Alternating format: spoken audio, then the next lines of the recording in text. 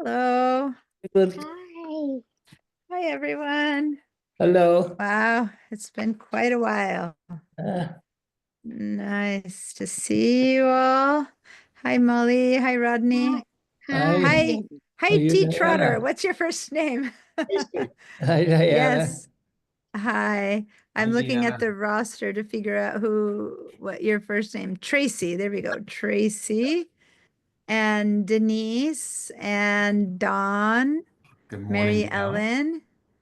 And Mercy, nice to meet you all. A couple of you I know from before, and a lot of you I don't know. So it's really nice to see some wonderful new faces, hopefully ready to jump into this computer thing.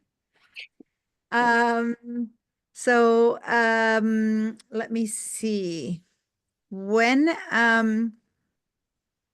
What we're going to do first before everyone else shows up is go through a couple of things that have to do just with Zoom and how we do the class, right? And then we'll start on the whole Mac and all of that. So for now, we're just trying to figure out how we handle the class. And the first thing I'm going to say is that when you arrive to class, it would be great if you can go to the chat and give a little hey ho, a little hello, hoo hoo, I'm here. You know, it doesn't need to be anything in particular. It's just like for attendant purposes.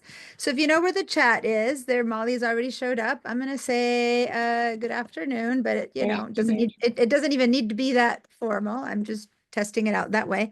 And you don't need to say who you are, because if you notice, you guys are reading that Molly wrote something and that I wrote something at the top, right? So all you need to say is hi or whatever, and I'll see that Dawn, for example, just said hi, everyone. Okay. So just a little anything you write in there, and I'll know. There you go. Now it's Denise. All right. Perfect. Hi, Afra. Nice to Good see you. morning. Nice to see you then. And someone else Okay. just showed up. The person who's on the iPhone who just showed up. Who are you? Hi. Yes. I can't hear you yet. Can you tell me Jose your Raimundo. name? Jose Raimundo. Jose. Okay, Jose. I'm looking down. Okay, Jose Raimundo. Okay, perfect. So the reason I'm asking Jose and Mercy and Tracy, notice that everyone else has their first and last names. And the name that appears under your video, that's for attendance purposes. So I need your last name there. But for me to be able to call your name, I need your first name there. So if you know how to change your name, go for it. If not, I'll tell you now how to do it. I want you to add first and last name. So if you hover over the video of yourself, with your mouse or your finger, you'll see that three little dots, blue dots appear. If you click on that, you'll see that you can rename yourself kind of halfway down the list. And when you do that, then you can add first, last name, whatever you need. On the iPhone, it's a little bit different. So Jose, I'm going to go ahead and change your name yourself because I don't know off the top of my head how to remind you to do that. So there we go. I just added your name here. Okay, let me see, I got it right. Is it Raimundo? Yeah, I got it right. Okay. But actually, reminder, I will add that I had taken it away. I'll add that it's an iPhone because when I say certain things, they might not apply identically to you. So by saying that it's an iPhone, I'll remember to change it a little bit when it's an iPhone. Okay. So, great. So that's basically when you show up, if your name is already registered the right way, it shows up and you need to do nothing. But for those of you who showed up without their first or their last name, that's how it always show up. You can either change it in your setup with Zoom, or you can just do this little rename and add it at the beginning of class, and that'll be great, whichever you prefer to do. Okay. Hi, Dennis. Nice to see you again, or to see your name appear again. All right. So, can everyone hear me well? I Yes. think, Yes. okay. The other day we were having a couple of sound issues. I'd like to thank you so much, Molly. So when you sign in and you're on and sound, right now, if you speak, most of you have the sound on, then that's great. But if you want to speak to me, or if someone comes into the house or a dog starts barking or something, you can mute yourself. But then to talk when you need to talk, if, and we're going to learn about this with a Mac, but if Zoom is your main application running, then you can just hold the space bar down for just a little bit and that switches you to on and off the sound. You talk while the space bar is down, and you let go of space bar and you stop talking. That leaves you on constant off. In case noise is an issue, like you've got the street workers in the back with the jackhammers or something like that. Other than that, if you're basically alone in your house or no interruptions, then you can leave it on all the time, and it's kind of easier to talk that way. Your choice. I just wanted to give you that little trick. The next thing that I want to share with you guys is that when everyone is here and there's a lot of us in class, I'm going to use some tools to get general answers. So for example, when I'll ask who has an iPhone, give me a yes or give me a no. Who has an iPad? Give me a yes or give me a no. So I want to kind of see everyone's answer at the same time. So what we need to do with that is to go to the little buttons at the bottom that have all those right next to the chat, a bit to the right. You should see a little heart shape, and it says react. You see that one? Yeah. If you see the little react with a heart shape, hi Jane. Nice to see you. I don't think you can hear me yet. Okay. There, I think you're connected to audio. You can hear me now. Hi, Jane. Morning, afternoon. There you go. Yeah, I know. Afternoon, right? It's kind of weird.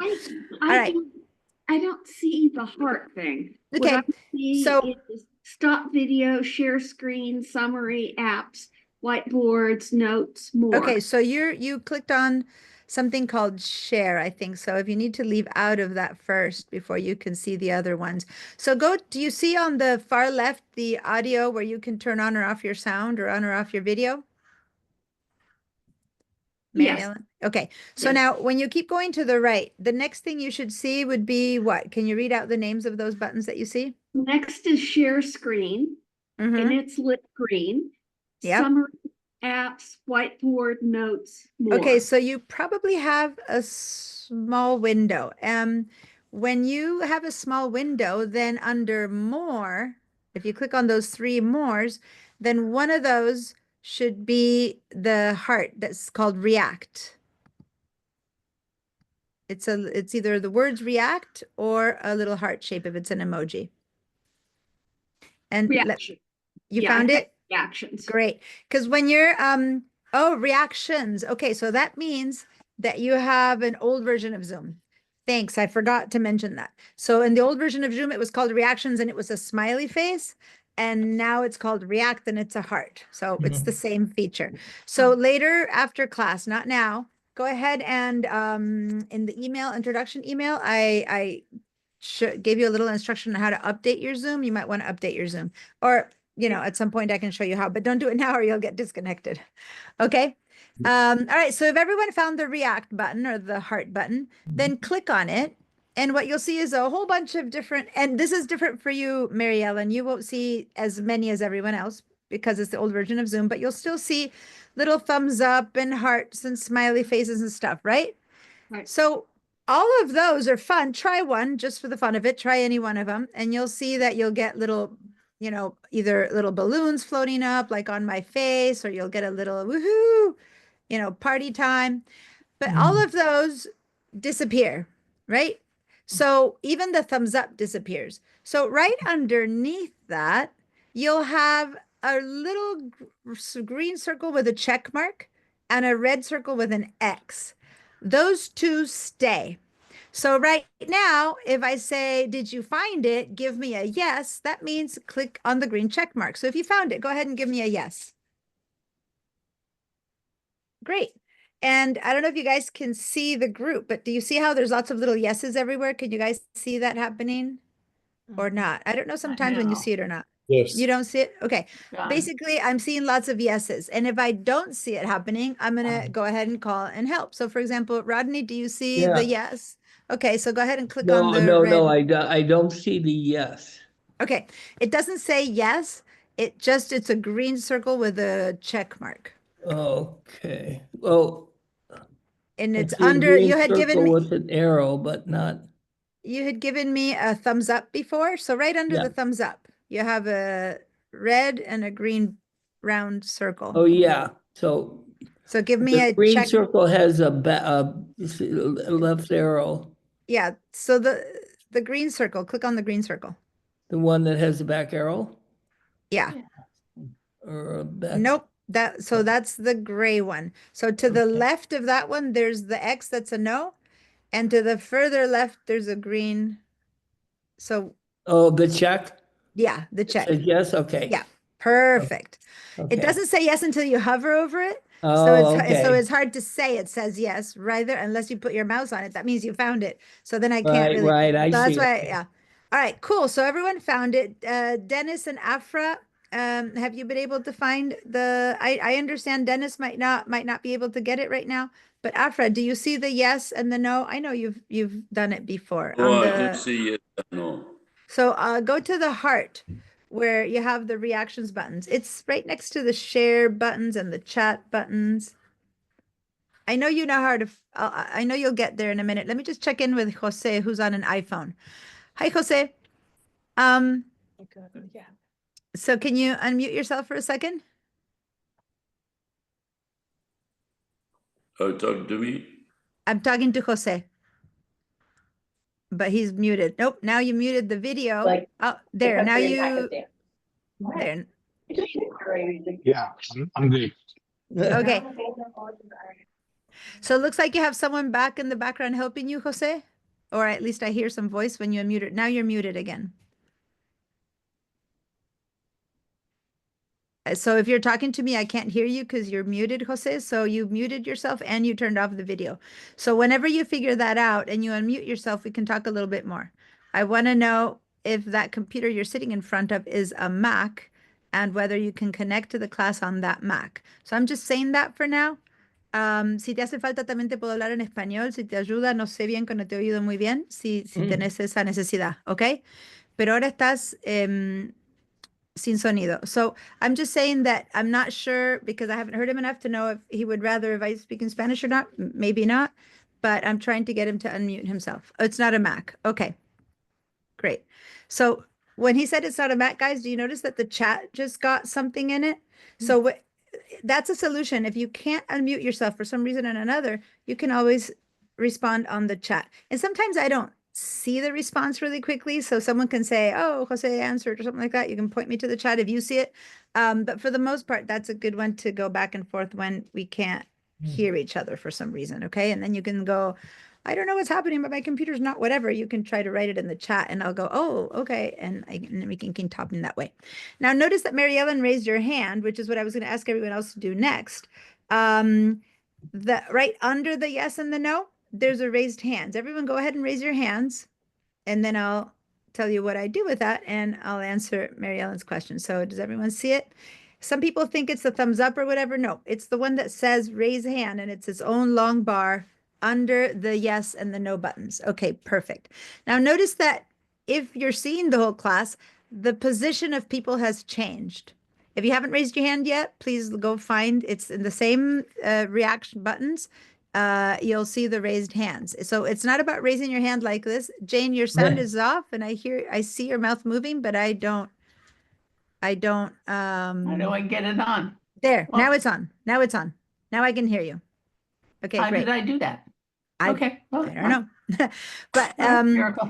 so right under the no, there's a long bar that says raise hand, and that's the one that I need you to click on. raise hand. And good, Jose, you raised your hand. Okay, so you guys notice that your raised hands have moved you around. If you might Mhm. have not noticed because you didn't know who was Oh, top I left, see. but for me, the first one who raised their hand now is Mary Ellen, who had raised her hand before I asked everyone to. So she's top left. Then comes Rodney, then Don. That just means that in order of when you raise your hands, you get put kind of on a queue, for me. So then when I have to answer questions, I'll start with Mary Ellen, then I'll go to Rodney, then I'll go to Don. Does that make sense? So right now, Here. keep your hands raised and let me ask Yeah. Mary Ellen what her question was because she actually had raised it, I'm assuming for an actual question versus a testing. So yeah, Mary Ellen, what's your Yeah. question? I'm watching Zoom on a PC, but I have my MacBook Pro open to work on Mac. Should I be doing the Zoom on the Mac? You are asking the absolutely perfect question because the next thing after I'm done with these raised hands will address that exact point. So hang in there for 1 second while I continue making sure that everyone here is connected with the yeses and the nos, and then you'll get your answer because it's something everyone needs to pay attention to. So first of all, hi, Judith. Hello, how are Mm. you? I'm late, but I'm here. That's great. Nice to I see just- you here. I just got the link from the office. Can I ask you a very personal question? Any relationship to Bob McDermott? No. Okay, good. Mhm. Someone I love and adore, and that would be nice, but whatever. Teacher to my kids. Anyway, there's not that many McDermotts in Santa Barbara, so I Oh. thought maybe. Oh, All not right. here. What's that? Oh, Are you- Jane, yeah, can you hear me? I can hear can't you see now. me. I can't find me. I can't see you either. So at the What very did I not do? bottom left, furthest Yeah. left of your Zoom, there's the video that Yeah. right now probably is crossed out. Click a button, click that video button, and your video will pop in again. Do you see it? There you go. Oh, Well, yeah. there, you're appearing and disappearing. There you go. It's on now. I can see you now, and you should see yourself. No, I'm gone. Oh, wait a No, minute. I can see you. I can see you. You might be down in the list of people because people have their hands up. So you might not see yourself because the hands up are higher. You Okay. can see me. I can That's all see that you. matters. I can see, we Oh, can that's see fine. you. Good. That's all, it is all All that right. matters. Yeah. Perfect. All right. So, so here's the thing. Notice that Mary Ellen's hand isn't up anymore, which means that after I answered her question, she went underneath and lowered her hand. So the same place it says raise hand, right Oh, there I underneath am. that, it says lower hand. So you guys can lower your hands now because it was just a test. Now, sometimes it's me. After I'm done with an answer, I'll just lower your hands, which for better or for worse, if I lower your hand and you lower your hand gets raised again. Because it's like on and off. If that happens and I see you at the top again, I'll go, Rodney, was that an old hand or do you have a new question? That's a typical way of me saying, did we both put your hand up or is it a new question? And you might go, no, I have a new question. It's fine. Or yeah, that was the old question. And then we lower your hands and I move on to the next person. Okay. So, perfect. Now Mercy's hand is still up. I'm assuming it's a question then and not a, No. nope. All right. So then go down. I just want you to learn how to lower your own hands. I can lower everyone's hands at some point, but that's a good one. Now, hi, Lee. Nice to see you. And someone else is coming in. All right. So now I'm going to go to now Ciao, everyone. Biana. Hi, ciao. I saw you the other day at the wake pen, but then I didn't see you anymore. Oh, yeah. Enormous ceremony. Yeah. So we'll talk about that in a second, but nice Okay. to see you here. Let's All see right. you. So, someone with an iPhone just signed in, and if that person can, oh, it's Jose signing in again. You must have dropped out then. Okay, perfect. So now I'm going to change your name again, to Jose Raimundo iPhone. Okay. So here's the deal. Everyone's, answer is yes, no, and raise hands are off right now. And whenever I ask you to give me an answer, even if you think it's obvious that you know it, give me a yes if you know it. So for example, we'll be doing stuff. No, we'll be in class. I'll say, everyone do this. And then I'll say, okay, if it worked for you, if all is good, if it is whatever it is that you had to do work, give me a yes. If you ran into trouble, you can't figure it out, you need some help, give me a no. So then I get people who say yes, people who say no. And then I help the people who say no. But then I always have one or two people who just don't write yes or no. And if you don't write yes or no, then to me, it's a no. So I have to go in and ask you. And then you go, no, I got it. Well, then go ahead and say yes. That way we don't spend time checking in with you when you were just not. Does that make sense? So if I say, everyone, give me a yes or no, give me a yes or a no. And if there's a reason you can't answer because you have a question, you can just raise your hand and you'll go, well, I can't say yes or no because, and then we'll talk about, does that make sense? And people who say no, I'll go, okay, how can I help? Where are you at? Yada, yada, yada. Do So we that's- click on the yes or no? Yeah. So when I say, for example, right now, I'm going to say, who has an iPad? Give me a yes if you have an iPad. Give me a no if you don't have an iPad. Let's test this out. So give me Where a is yes. Yes or no? Okay. You had found it a second ago. Well, not a second ago, a minute ago, under that heart and the reactions button where you raised your hand. Uh-huh. Yes is the green check mark. Oh, okay. That's, yeah, I see. Yeah, then and no is I'm- the X. Okay. Exactly. And I'm Gotcha. gonna forget to say green check mark. I'm gonna say yes or no. So again, if at some point you forget what that means, ask Yeah, me then again and do I'll that. remember to say green check mark because sometimes I say Okay. them both, sometimes I forget. So Judith, you weren't here when we were practicing that. So Right. let me just say, do you see on all of the buttons in the Zoom, do you see a little heart that says react? I do not, mm, down at the okay. bottom. But at the bottom, so where you have on the far left, you have the audio and the video, then you should Participants chat, react. Yes, I react, have that one. Good. So click on the react. Okay, And then of all those buttons there on the it's kind of in the middle on the left, there's a green circle with a check mark in it and a red X. You see those? yes. All right. So if you have an iPad, give me a yes, which is the green check mark. If you don't, give me an X, which is no, I don't have an iPad. Good. All right. So that's how it goes. And Jose, can you figure out how to get the yes or the no? Okay, great. So now everyone's answered. I know that Dennis isn't going to be answering right now, but I know that already. We've talked about it. So now those stay on, you see? And so I can look at this and I go, okay, there's 3 of you guys who have an iPad and or an iPhone or whatever the question might be at that moment, and then a lot of you who don't. Okay. Now, in this moment, I didn't need these answers, so I'm just going to go ahead and say, okay, I'm done with those answers and I'm going to clear them and see how everyone's are gone. So I can clear your answers too. Because the next time I have a question, I'll clear everyone first and I'll go, okay, now whoever has this or whoever has that or that kind of thing, right? So that's how we're going to use it. And then right under the yes and the no, Judith, there's a raise hand button. So that's what we were practicing when you signed in. So if you want to just test it by raising your hand, that'll be great. Under react, raise my hand. It's right under when you press on the react buttons, under the yes and the no, Yes. there's a raise hand. Okay, perfect. Now, Jose, are you wanting to ask something or are you raising your hand to test the button? A lot of you guys are testing it. Okay, great.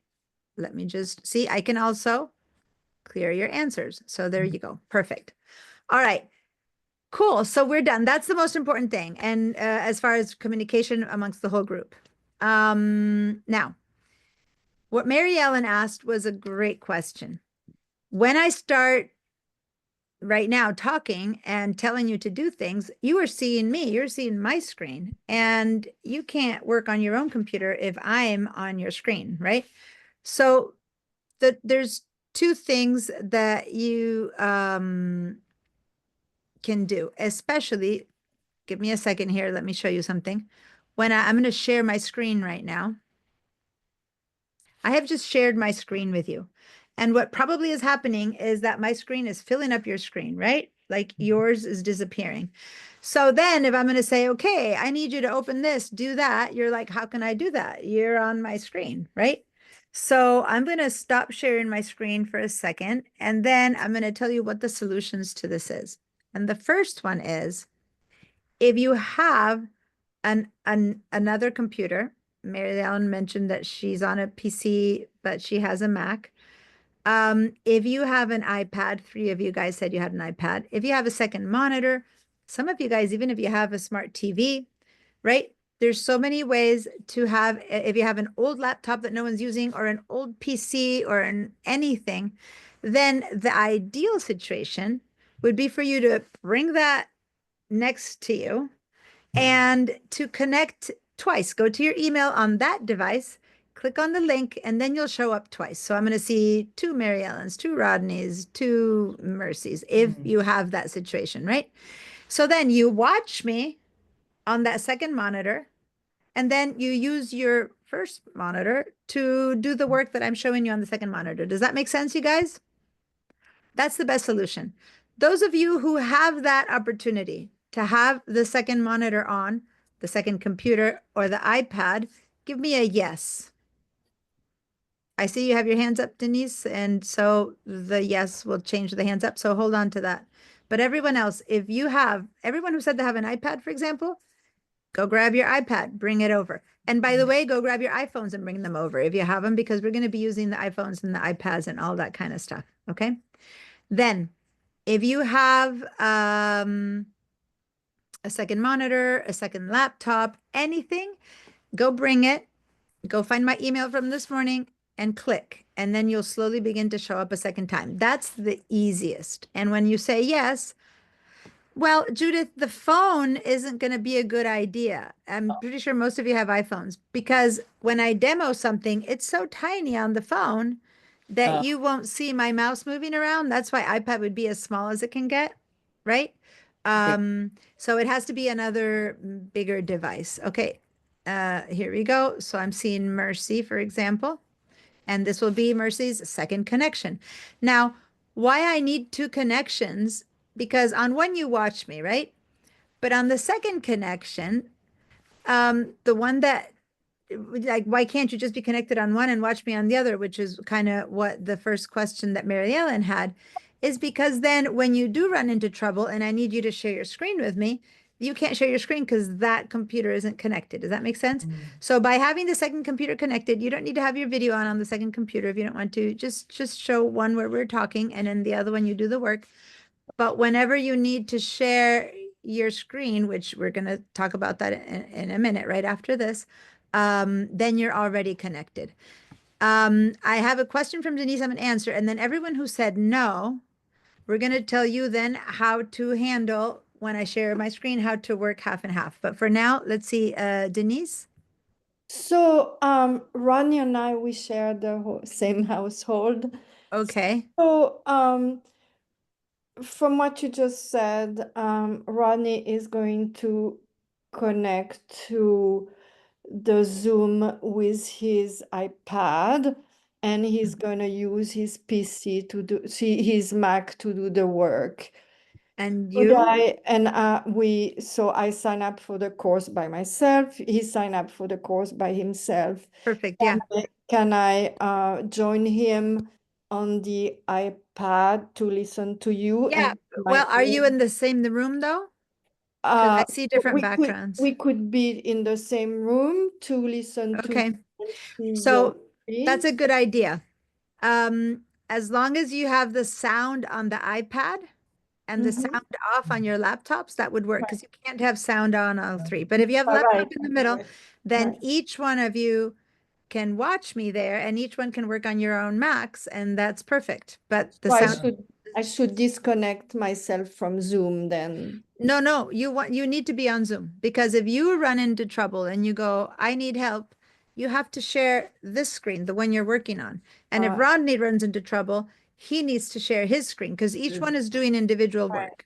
Okay. Right. So you will have one connection each, like now, and one more connection, which is an iPad. And then you just put that in the middle of you guys and you watch me there. Okay. Does that make sense? I don't know how to get onto this on my iPad. I've this brand new iPad. Okay. So do you know how to get to your email on your iPad? Yes. So I have my email now. Go to your email on your iPad, find my email from today, and just click on the link, and the iPad will figure it out. Does that make sense? Okay, I see. There's and go to your link. Mm-hmm. I see your link. And the email, and then the iPad will resolve it. Now, Jose. Not letting me click on the link though. Well, I mean, you can, it doesn't need to happen right now. You can work it out while I'm helping people. Okay. You can try to figure out the iPad. You can still, if the link is not clickable, then I don't know. It should be clickable. Is it grayed out or what? No, it's kind of blue, but it's not letting me click on the link. I see it. I'm at your intro note. That's strange. So I don't know. How about the email that I sent the other day? If that one. Anyway. Yes, the one from yesterday. Yeah, that one has the link as well, kind of at the bottom. Give those a try. Give those a try while I talk to some other people. And if it doesn't work, then we'll proceed to plan B or C. Plan B or C is for those of you. That one worked? Okay. So those of you, when your iPad comes in then and I let you in, you're going to hear this like, wee! The sound's going to be horrible because there'll be two sounds. So then you're going to have to go and turn the audio off of your computer. Okay. Because the sound, the two audios on iPad and laptop is going to drive us all, we're going to start screaming.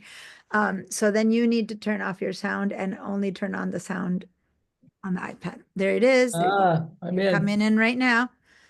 Good. Should I hit allow to use Zoom with Siri? Yes. Okay. Allow, perfect. And then turn the sound off of your computer once the sound is on your iPad. Okay. Oh, okay. And I see you here. I see you showed up and I see the sound is on but I'm not hearing that weird sound. So for some reason Yeah. it's working. We'll see when Denise joins you. Okay, perfect. All right. So now Tracy, Dawn, Lee, and Judith, you guys, Hey. so I'm going to mute you, Rodney. There we go. I've just muted Rodney. That way, can you still hear me through your iPad now? But see, you're muted. So the sound has to be on your iPad so that I can hear your answers. All right. So I'll let you figure out how to turn this because I can see that the sound is off on your iPad. Okay. So I'm going to ask you to unmute on the iPad and I'm going to mute you again on the fan. Okay. So Tracy, Dawn, Lee, and Judith, you guys don't have from what you're saying, you don't have a second something, right? Right. So what we're going to do next is for anyone else who doesn't have a second way, which might be many of you guys. It might be at this point, since I've kind of lost track, some people turned off their yeses and nos. Notice that when you turn off your yes and no, now I'm not sure, right? So keep it on a yes if you have a second screen, or go and connect like many of you did, or keep it on a no if you don't have a second screen. That way I can keep addressing your needs. So right now, I'm gonna, yeah, Mercy did, yeah, go ahead and mute your second. Here, I'm muting you on your second one. So this is I'm muting you. Yeah, I'm muting you all.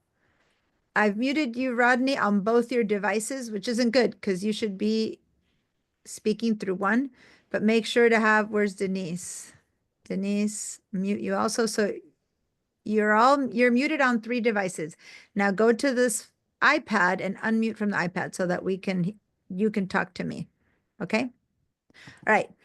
Okay. So now everyone, when the Zoom is filling your screen, the first thing you need to do, everyone go to your keyboard. We're going to use this key a lot.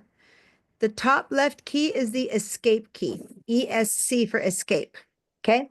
So it might not see that much is happening, but if you hit the escape key, it allows your Zoom now There. to become smaller, right? So just hit it, even if you don't see anything happening, hit that escape key one time. Now you should be able to grab your Zoom window and move it over and make it smaller.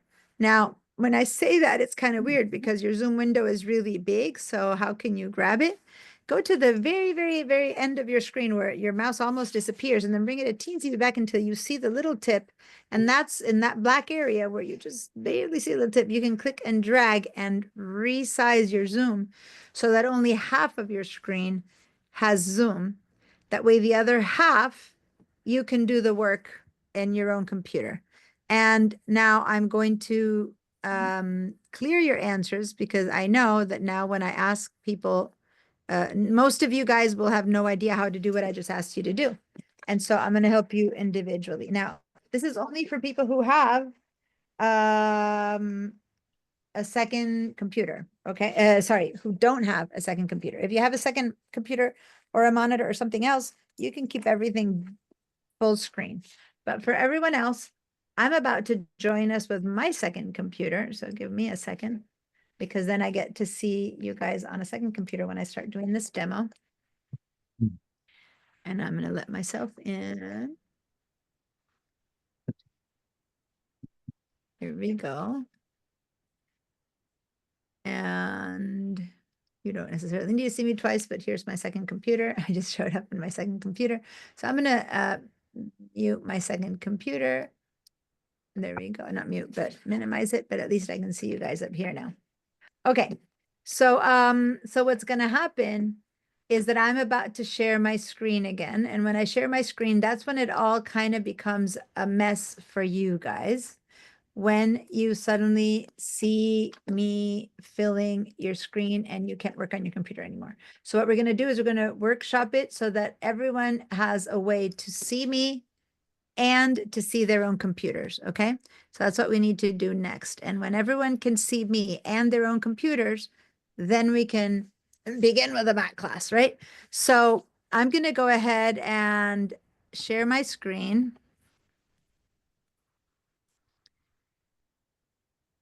And you should be seeing my screen now where I have an open window and a bunch of background, right? So do you see my screen now? Yes. Oh, no. All right. Now, if you see my screen somewhere on the side and you can still see your own computer, that's great. Then you're set. Life is good.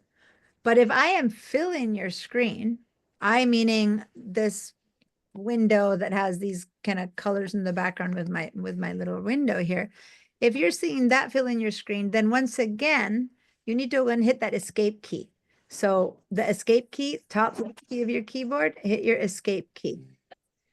Nothing. Again, what's that? Yeah, nothing should visually happen, but now your screen is going to be able to be made smaller.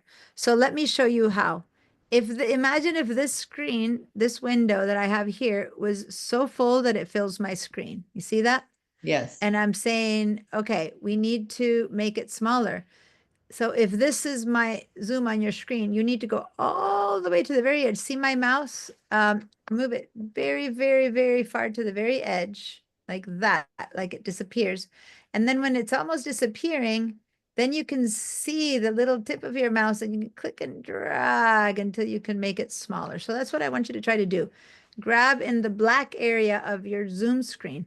Now, Zoom doesn't share itself, so you are not able to see my Zoom. That's why I'm using this window as an example. I see. But for you, it would be Zoom. No, meaning this isn't a Zoom window. It's just a Finder window but you would have to do this to the Zoom window where I am appearing or where my desktop is appearing to make it smaller, because my goal is that I should be about yay size on your computer so you can see what I'm doing. But then here on the other side, you should be able to see your computer. Does that make sense, what I'm asking? Yeah.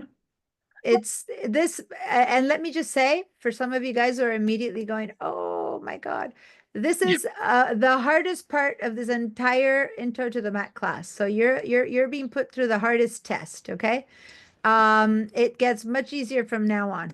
But this is the time when if you have a problem, it's the only time I can't help you visually, because if you share your screen with me, Zoom doesn't share itself, so I won't be able to show you how to do Zoom. So we need to just kind of go a little bit by descriptions, all right?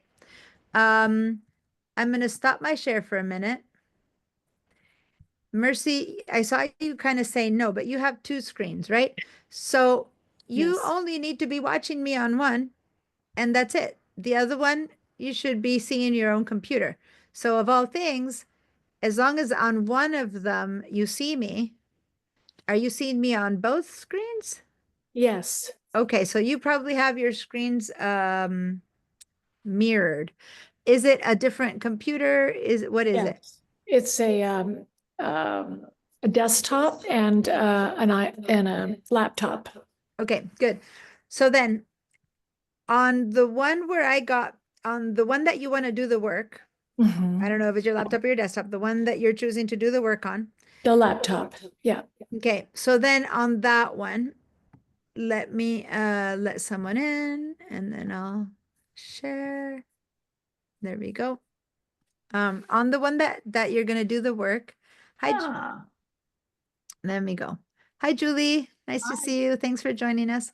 So on the one that you're gonna do the work, when I share my screen now, and I'm gonna share my screen again, you guys. So here's a new share. On that one, you can go ahead and completely minimize me, like take me out. Don't disconnect, but what you can do is at the very top right, do you see the word view? You Yes. see the word view? Okay, so go to the view and then you can go ahead and try those different little views until you can make it smaller, or you can grab the window, hit the escape key, grab the window and just make it smaller by hand, like by dragging it to Grab make it the a bit whole- small. Grab grab the The black, whole window, the black. yeah, yeah.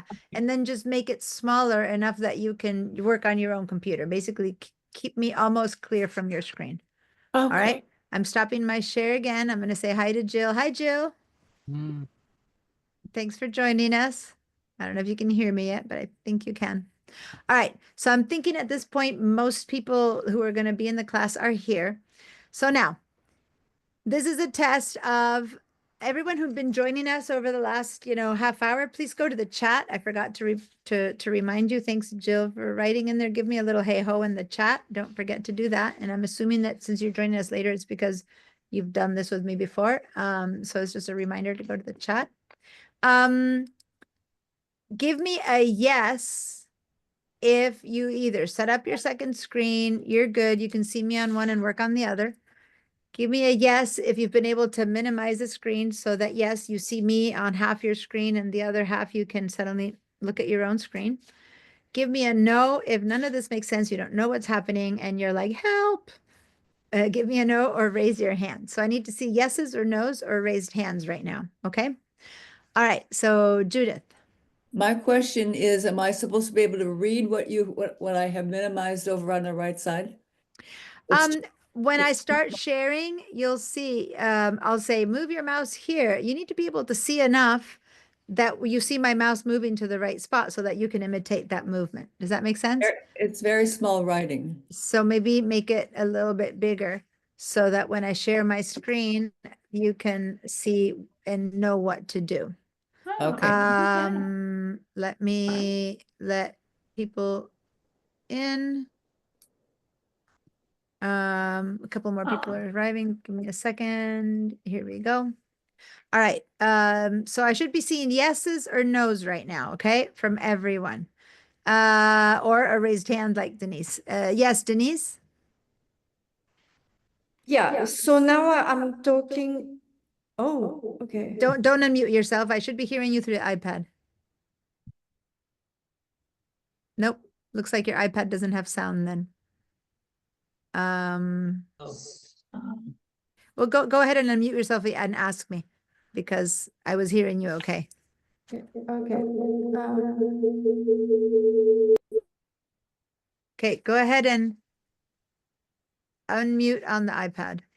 Okay, can you hear me Perfect. now? Yes. Okay. So, yeah, I'm hearing it's a bit of a no. Okay, then okay. Stop a minute. Stop. Plan B. Go to your laptop. Go find the audio button on the laptop, not the pad. On your laptop. Find the audio button, the microphone, and click on the little arrow right next to it. And then go up to leave computer audio. Did you find it? say that again. Okay. Unmute my audio. No, go to the audio button. Don't unmute. Click. There's a little tiny arrow appears. Go up to choices and say leave computer audio. Yeah. Good. Now you can talk. Okay, you hear me? Perfect. No reverb. Yes, I can hear you. Yes. Oh, okay. Do you hear me too? I am really confused I now. can hear Okay, you. good, perfect. So, so I see you on the iPad. So And- you and Rodney don't need to do anything. Now Okay. on your computers, you just need to make me small because you don't need to see me on your computers anymore. You can see me on the iPad. I don't see. Okay, so that's where you said we need to go to view. Hold on. My headset fell off. I can't hear you. Where's my headset? Just fell behind. Hold on. Okay. So That was strange. that's when Yes. we need to go to view, right? Yeah, or you can also go on Just- the left side The of join audio. the Zoom where there's on your big Zoom. Top left, do you see a little red button, a green button, and a Oh, and a it yellow won't button? disconnect, it won't, no, it doesn't matter because even if I Watch the meeting. if I took the X on the right little dot, the red little dot, it No, won't. not the red one, not the red one. The Oh. yellow one. The The little, ye- oh, the it middle minimize, yellow, it middle minimize the yellow one. screen. Middle yellow Okay. one, yeah. And It that's will maybe a mi- better solution for you, Mercy, too. On the Okay. top Mhm. left of the screen, there's red, green, Right. and blue. Go to the yellow one, and then I'll disappear from the one that you need to do the work on. Okay, my Okay. problem is I have a big blue sign that says workplace, join the meeting, sign up, sign in. Okay, so that's the Zoom. That's Yeah. that's the Hmm, you can close that one. Just so it does, you don't need that one anymore. You can close that one. All okay, right. So interesting. guys, Okay. from now Oh, on, perfect. Mhm. I'm not seeing any more no's. So at this point, I'm assuming that means that everyone's there. Hi, Thomas. Nice to see you. Hi, Vera. Thanks for joining us. And at this point, I think there might be someone else showing up, but other than that, I think everyone's here. I'm gonna clear in everyone's answers. I see your hand, your literal, your real hand is up. Jane, yes, what's your question? Well, I can see you with a black background and I can see some of the students at the top, including me. What do you mean? Behind that is the SBCC Doom and it says click to allow. And next Okay, behind so that are so- my, What is do you my, mean? Where do I go to take it out? so, can you see my screen? yeah, so no, I can't. That's Oh. what I'm gonna do next. I'm gonna make sure I can see everyone's screen. Everything that you just mentioned, you can close. You don't need anything except for the Zoom. Okay, and that's the next thing I was gonna say. A lot of you guys have things on your computer. You started the Oh. class, but you had Mail open or Oh, Safari okay. open. Rodney and Denise, Yeah. there's only one problem with you being together is that you can't talk because we Oh. can hear you. Or on the iPad, you can mute yourself and then unmute yourself when you want to talk. But you need to be able to know how to mute yourself and unmute yourself on your iPad. Does that make sense? Because otherwise you're Yeah. talking to each other and it's interrupting us. So I'll mute you on the iPad right now. But when you want to talk to me, use the iPad to mute yourself or unmute yourself. Okay. All right. So what Jane mentioned is she has all these other things in the computer in the background. And my request at the beginning of the class is sign into Zoom, sign into the chat, and turn every other app that you have on your computer off. Now, some of you know how to do that, some of you don't. So I'm going to run you through that. But if you see a choice, then that choice that you're seeing should be turn everything off, okay? Because we want to start with the computer empty, and we're going to talk about that in a minute. But I just wanted to say hi to Justine, who just joined us. Hi, Justine. Hi, Tiana. It's been a long time. I know it has. It Good to has. see you and everybody else here who I may know from past class. Maybe here and there. Yeah. That's great. Nice to see you guys. All right, Mercy. Yes. Can you hear me You're now? mute. Yes, I can hear Yes. you. Yeah. Mhm. There's two on the desktop. There's two of me there, one with a black background and then one where I'm looking up. So Yeah, that's fine. There's two of Vera. There's two of there's two? Okay. Rodney. There's two. Okay. There's two of me. Yeah, because Okay. you're connected twice, and that's fine. Oh, It's- okay. That's how it is. Mhm. Thank you. Yeah. Like Vera has a red jacket on one and is in Hawaii on the other one, for example. But that's always just one Vera, right? So yeah, that's how it is if you connect twice. Okay. So great question and not a problem. All right. The last thing that I need to do before we jump specifically into Mac issues is I need to confirm those of you who know how to share your screens, remember how to share your screens, have done it before, all is good, give me a yes. If you've never shared your screen, you have no idea how to do it, you need to, I'm going to have to teach you how to share your screen, give me a no. So yes, if you know how to share your screen, life is good. No, if you wouldn't know where to start to how to share your screen, give me a no. All right. And remember that everyone has to answer yes or no. Okay. So no in betweens. Now, if you have two screens, don't worry. I see you answered in one of them. Okay.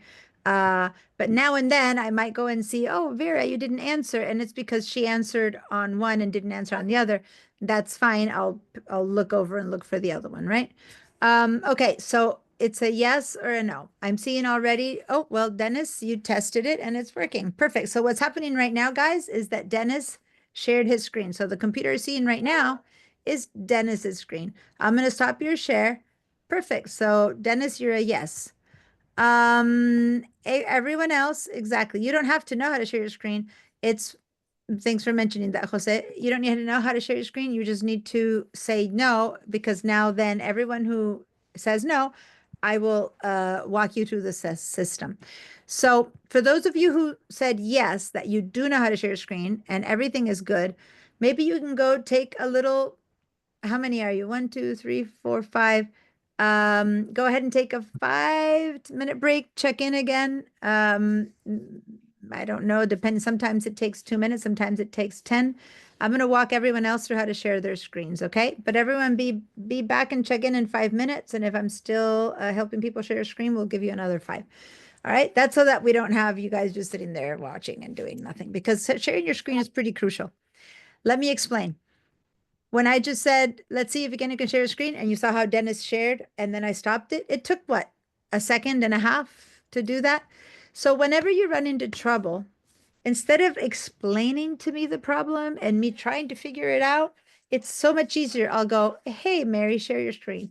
Hey, Judith, share your screen. You'll share your screen. It'll take a second. I'll go, oh yeah, I see it. I'll tell you, click on this and that. And then we stop and we continue with the class. Imagine in a real classroom, it's basically me going behind your computer, putting a finger on your screen, saying, go there, you'll go there, and I'll keep moving forward. Does that make sense? It's really quick. And a lot of people go, oh, I don't want to interrupt the class by having my share my screen. It's the other way around. Sharing your screen is the fast way. It's the way to make the class move forward smoothly, because then we're all on the same page and no one's being left behind. Does that make sense? So if you try to ask me a question and I know the answer, I'll just tell you what to do. But if I can't understand it, then I'll say, well, share your screen. You'll press the button, we'll share your screen. I'll figure it out. We'll move on. That's what I need everyone to agree upon, that if I say share your screen, there will be no hesitation. Is everyone promising? I want a lot of nodding and yeses and thumbs up. A lot of hit. Yeah, Okay. okay. All right. Don't change the thumbs ups, actually, because I need to keep the nose of the people I need to help. All right. So now, people who know how to share your screens, off you go, grab a cup of tea or something. Everyone else, I'm going to teach you how to share your screen.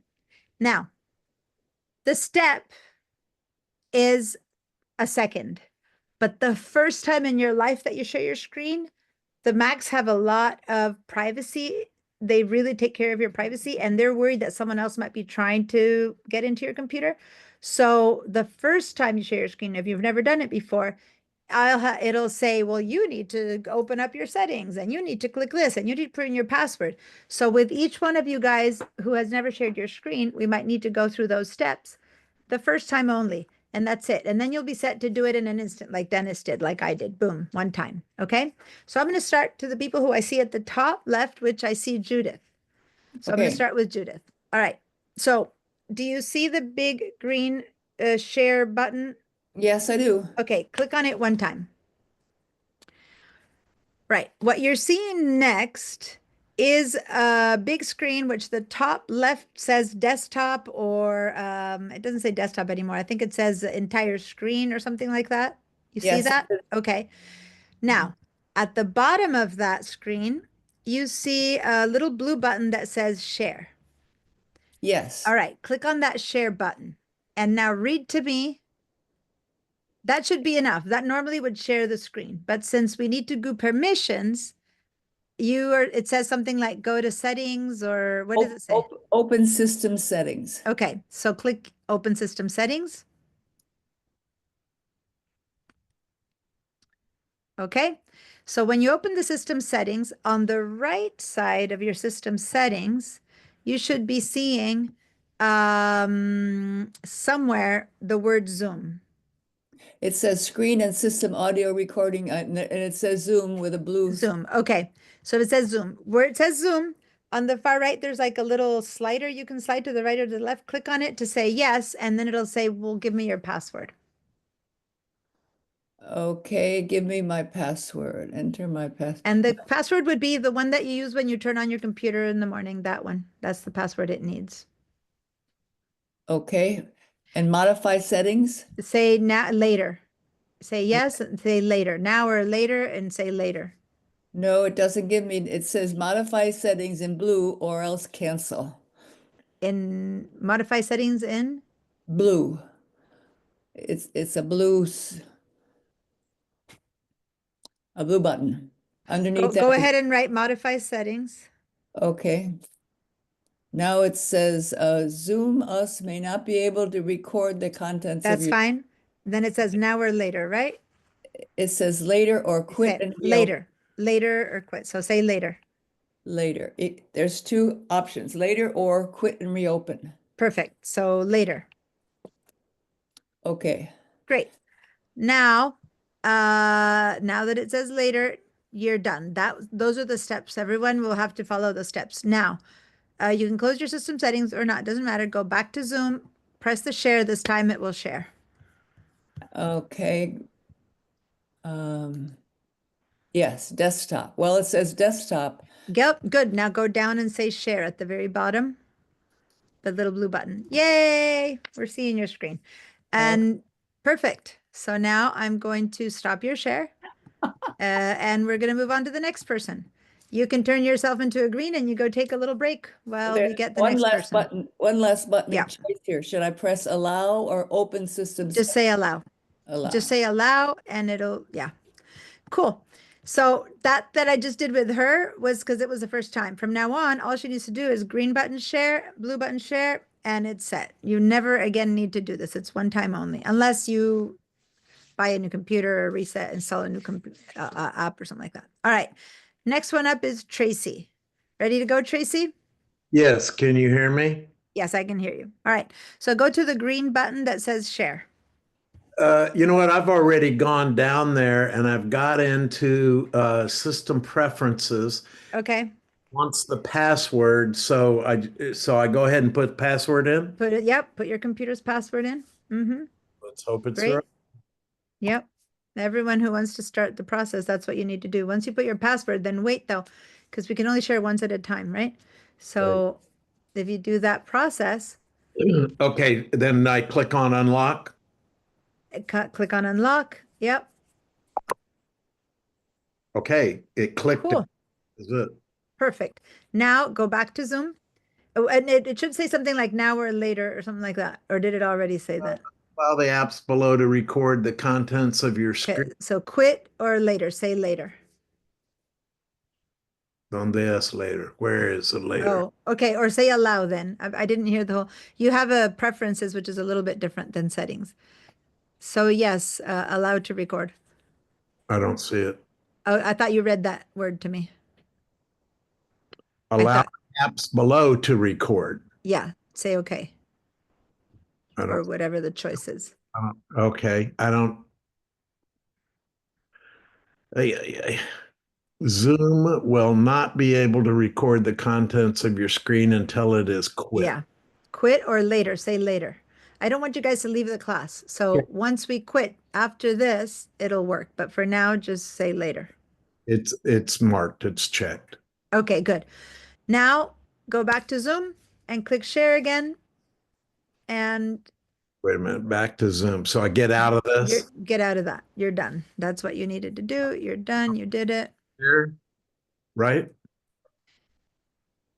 Is that where you want me to go back to share? Back to share. And then there's the share button at the bottom, which is blue with white letters. Yes, ma'am. Perfect. Okay. Great. And then on this one that I'm seeing, you can say open again and then say share. But guys, let me just show you something. Don't leave yet. This screen that you see here, the Zoom, click open to show the leading. Once you're connected, you can close it. You don't need to leave any of this open anymore. Okay. You can close all the windows that you're in front of that I see here. You can close them all until I see only your desktop. That's the best way to continue with the class. I've stopped your share now. Awesome. Tracy's done. Next one up is Mercy. Mercy. Oh, you're sharing again, Tracy. So I'm going to stop your share. You want me Perfect. to not touch anything? You're done. You were able to share. So Okay. now I would recommend close all the other windows that you have open if you know how to. Otherwise, that's part of the class. I'll be teaching you how to do that. But now I'll move on to the next person. I'm seeing Mercy and then Denise. Yes, Mercy. So you're ready to go? Go to the share button, the green share button. Oh, Afra, you're sharing. So I'm going to stop your share. I see that Afra managed to get his share going, got you. We can only share one at a time. That's why when someone else shares, it interrupts someone else's share. I say, perfect. Okay, Mercy. Can I hear you talk? If you talk, your sound is off. It's off on both sides. Oh no, your sound is on one side. It Can should you be hear here. me? I can hear you now. Yeah. Okay. All right. So click on the green share button first. Yep. Good. Now, on the bottom of that screen that you're seeing, there's another button that says share with white letters. Click on that one. You guys need to talk to me about what's happening because I can't see it. It says share sound, optimized for video sharing. Okay. So in the middle, there's a blue button that says share. Yes, click on that. Click on that one. Okay.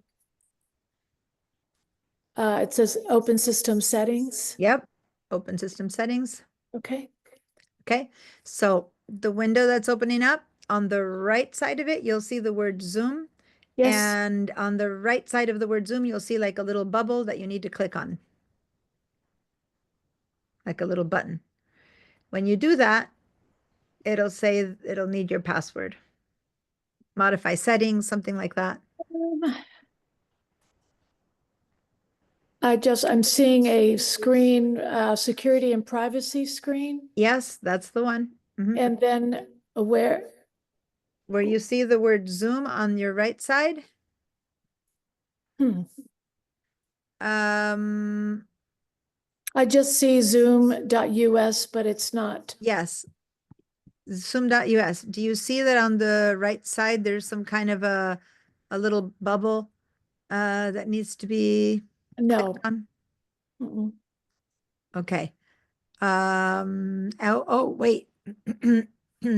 You had the older version, right? No, you had settings or preferences. Do you have a check mark that you can check? A box that you can check? Because different people have different Allow the apps below to record the contents. yes. So let me see. Click on that. Click on allow or whatever the choices are. Just read to me the words and I'll tell It you says on the top, it says general firewall privacy. Yeah. On the left side, it's got a bunch of things, contacts, calendars, reminders, photos, camera. Okay. And then So- on the right square, it has allow the apps below to record the contents of your yes, exactly. That's the one. So say yes. But there's nothing where it just has a plus and a minus there on the bottom little square there. Okay. It says click the lock to make changes. Exactly. Click the lock. Thank you. Which is on the Okay. bottom left. Yep. Okay. Right. Now And put in your password. okay. And hit unlock. And hit unlock. Okay. Good. Oh, okay. It's a few steps. And the reason the answer is different for different one of you guys is because you guys have different operating systems. We'll get to that, but that's why the answer for Tracy is different than the answer for Mercy. That's why I say you have to read to me what it says for me to know which version you're in. Okay, so now, what's that? Can you hear me? I can hear you, Dennis. Yeah, you said you shared your screen just fine just now, so you're good with that. Yeah, but I lied. I didn't get the I didn't get the share the screen component of the exercise. I missed it. I should have shared checked it. no. Oh, okay, but you did just share your screen. Let me finish with Mercy because she hasn't shared your screen yet, and then I'll help you. So give me 1 second. So Sure. Mercy, go ahead, go back to so you put in your password already, right? So now go back to Zoom and click on the green share button again.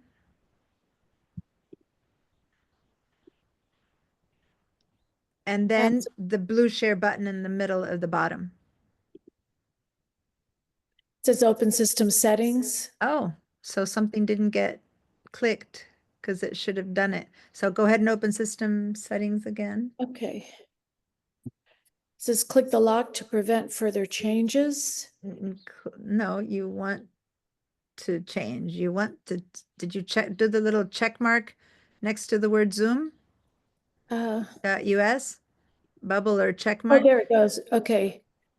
It says Zoom will not be able to record the contents of your screen. That's good. It'll later. say quit or later, say later. Okay. Okay. Cool. Now you're ready. Now go back to Zoom and click on share. Okay. So now I hit share. Now the green share button and then the blue share button. Green and then the bottom blue with white letters. There's, I only see the share button on the bottom. There's the entire. The share button on the bottom. Yeah. Okay. And there you go. You're sharing your screen. Perfect. Now, let me explain to you guys, when you see this setup that she has, her setup is of an older operating system, okay? So whenever you have an older operating system like this, remember from now on, Mercy, when I tell you something and you go, it's not here, remind me, oh, but I have an older system, and then I'll remember how to tell you in this system, okay? Because visually it's quite different. That's why we were having a few glitches. But anyway, now you can close this window. I'm going to stop your share and we're ready to go. I know I had said Denise, but Dennis, you were speaking. So can we finish with you, Dennis? You did share your screen though. Yeah, I saw that I pressed the green button and it worked because you had done it in class before, in some other class that we took with me. So your settings are all done. So you're good to go. I just got 2 more people, which is this basically Rodney and Denise from the same room. And then everyone else is done. Okay. Everyone else is, and Jane. But Jane, you've shared your screen before, but No, meaning, this says I can't, this says I can't. You cannot start screen share while some other participant is sharing. exactly. So that's different. That's because someone was sharing. You can only share when no one else is sharing, right? And so if you were trying to share when someone else was sharing, then you get that message. So you should have your settings correct. So go ahead and give it a try now that no one's sharing. Click on the share button.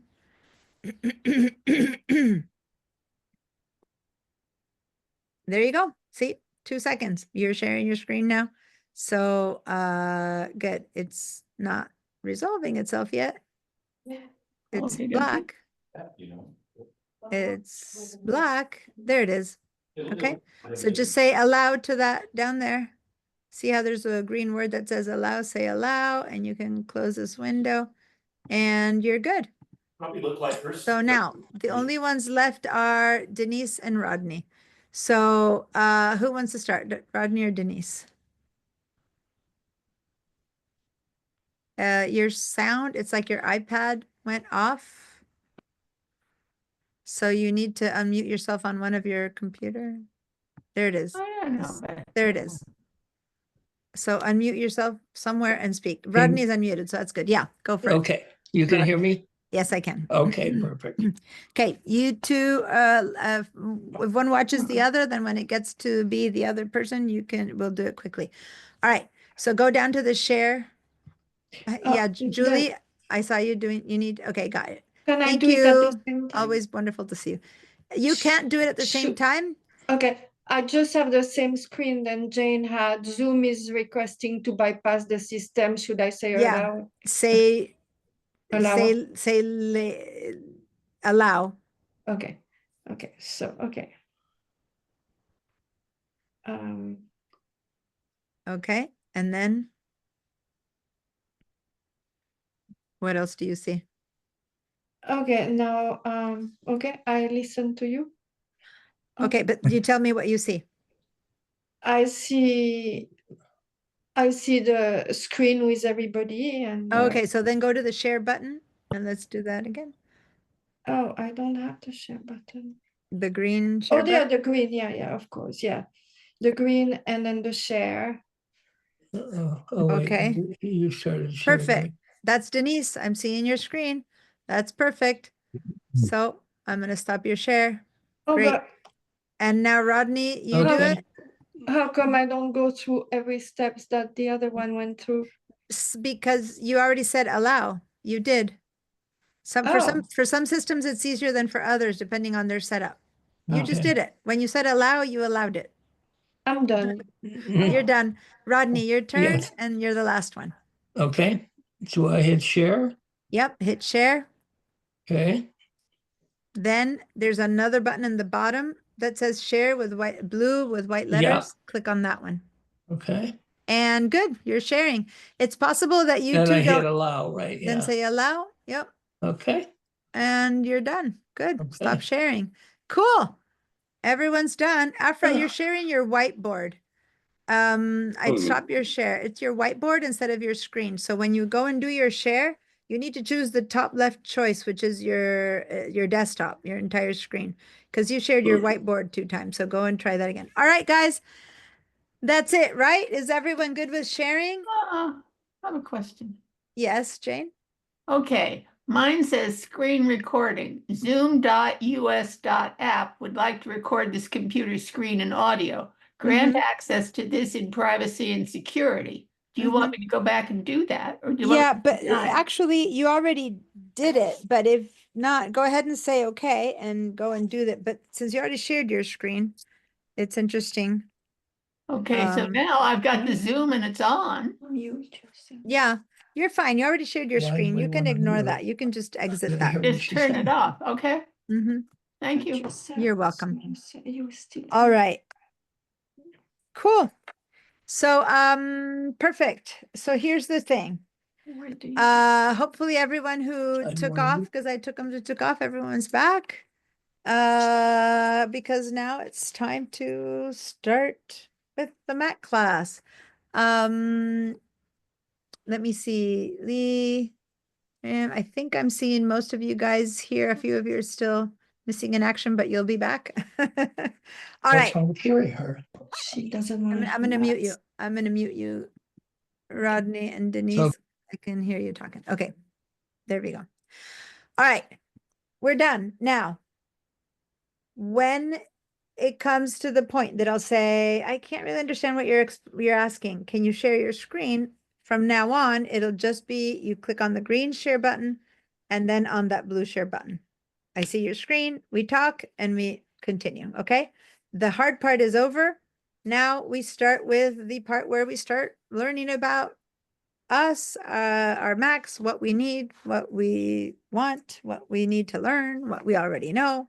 So the first thing I want to know is how many of you guys have a new Mac that you've never used it before? Maybe you got it at Christmas, or new enough that it's pretty like, I have no idea what I'm doing here kind of thing. If so, give me a yes. How many of you have a Mac that you've had for a long time, but you still are not too sure that you know what to do with it?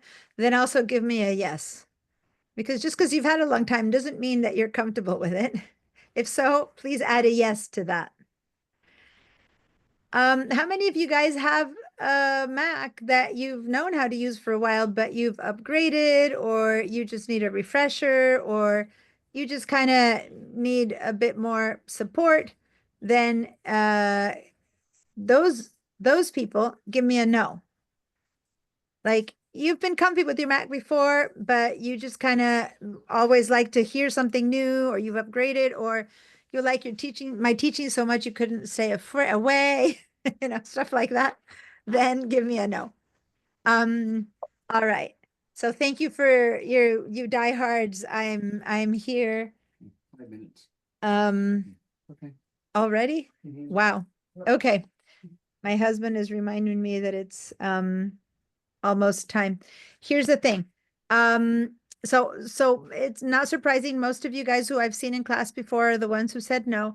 A couple of you guys who I haven't known in the past have said no, which means that there's a couple questions here and there you have specifically, and then a lot of unknowns that, well, this is new, that is new, how come this is working differently? But you're pretty comfy in general with your computers. You guys are going to learn a lot too. Okay, and that's why you're back. You know that. But for those of you guys who are new, either to me, to the class, or to your computers, there's still going to be different levels. Some people are kind of not comfy with computers, and people have been using computers forever. They had a PC, for example, and so they're confused about their Mac or stuff like that. So in this class, we're going to have a whole variety of people and needs. For the most part, I teach in a way that everyone will get some golden nugget out of it, although sometimes you might already know something and sometimes you might not.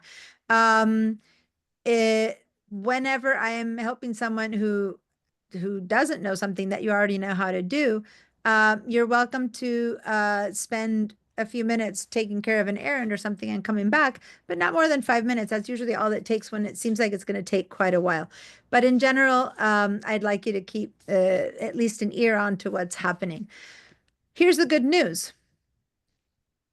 If you miss a good part of the class, the plumber arrived, or you had to leave early because you had a doctor's appointment or something like that, I am recording the class. So this class is being recorded, and you will have, I will show you, those of you who don't know how to, at the end of the class, I'll let everyone else go, except for the people who don't know how to get to the class recordings, and I'll show you all of that, okay?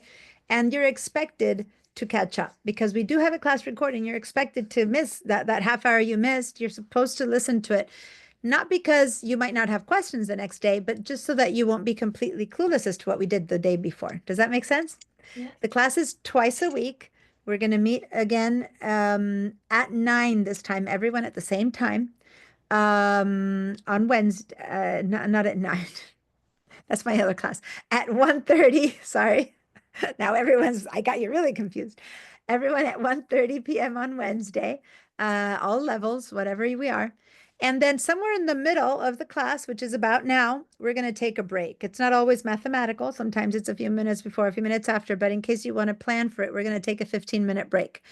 I know that those of you who just joined me, it seems like, what? The break is already happening? But that's because you started later. For everyone else, it's time for a break because your brains are like, oh, this is a lot.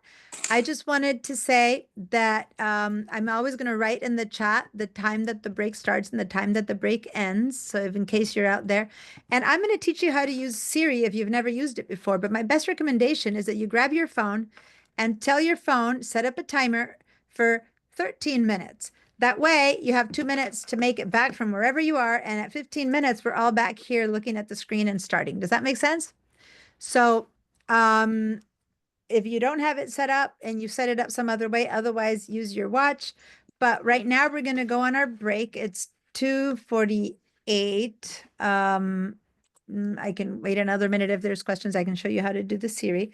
And then we're going to be back in 15 minutes and we're going to jump into using our Macs. Everything is, everyone is set. The first part is where we need, that basic setup. I would appreciate if some of you don't feel the need for a break and you have specific questions that you need to write them in the chat. So when I come back, there might be some, are you going to cover this? Is this something I need to know? Or can I know about this? Go ahead and write that question in the chat. That would be wonderful. Other than that, we're going to be back in 15 minutes, which, let me see, now it is 2:49. So that would be, let's say it's 2:50, 3:04. Is that 3:04? Yeah. So I'm going to write in here, be back at 3:04 p.m. So you see that in the chat. Dennis, I'm stopping your share. And don't disconnect from Zoom. I'm going to mute everyone so that you can make all the noise you want and you won't bug anyone. That's it. I'll see you guys then at 3:04 p.m. Bye. Okay.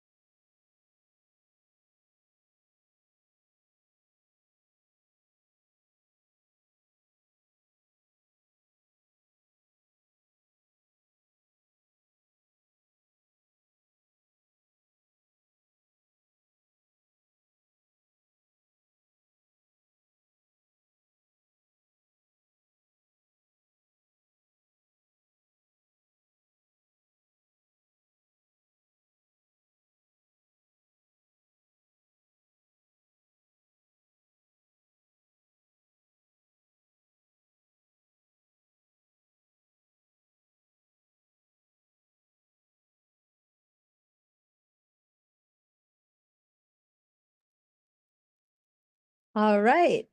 I can see that I am the one who is late on this break. I apologize. The electrician who fixed things yesterday left something broken and came back right during break. So good timing. I left him working. So hi, is everyone back? Y'all hear me? All's good? Yep, I'm not hearing a yes from everyone. I'm not sure if you can hear me. Oh, I see it. Okay, got it. All right. Where's my mouse? Mouse around. Okay. So we have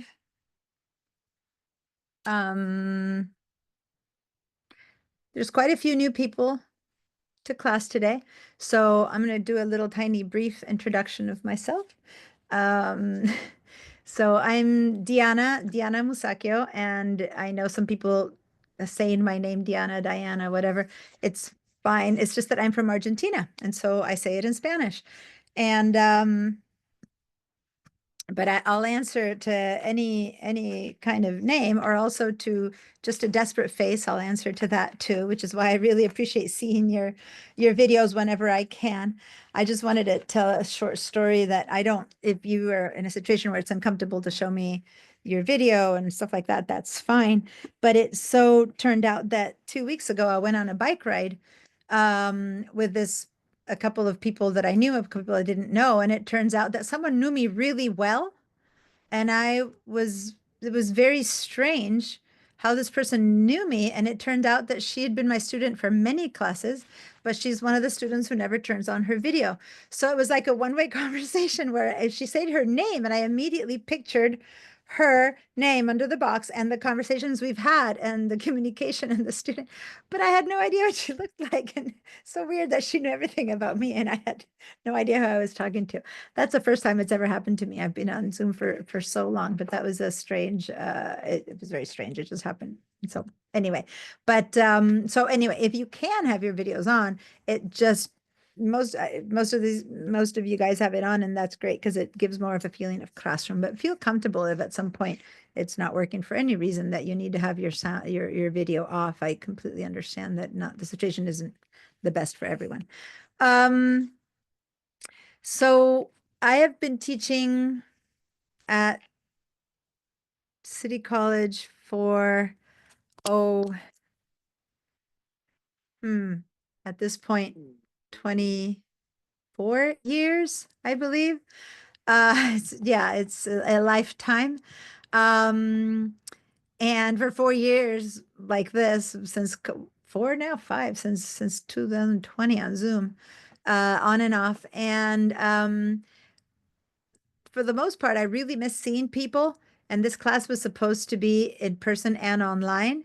And hopefully by next session, it can be that way. But the lab I teach in has been under remodel since the summer, and then it was going to be done by the fall, and it wasn't done by the fall, and now in the spring, and it's not done this spring. So basically, I've met quite a few of you guys in person.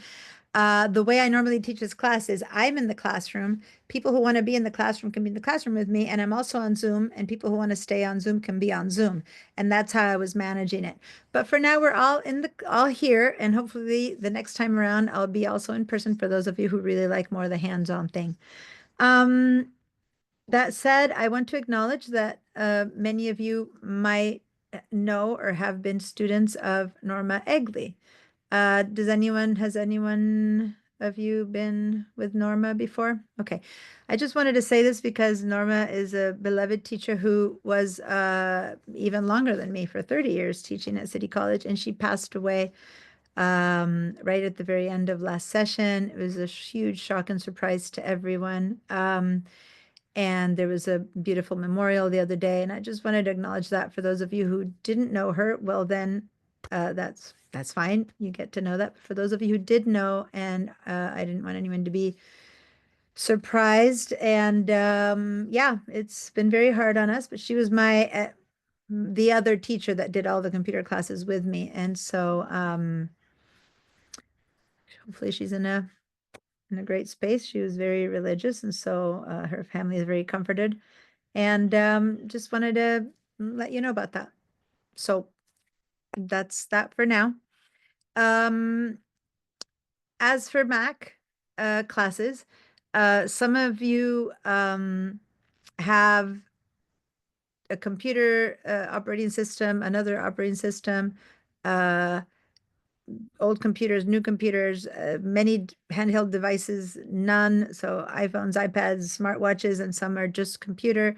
Whatever version or variety that you have, if you do have those devices, bring them all to class. Have them charged and ready to go, because I will be showing you how to do things on your computer and on your phone and on your iPad.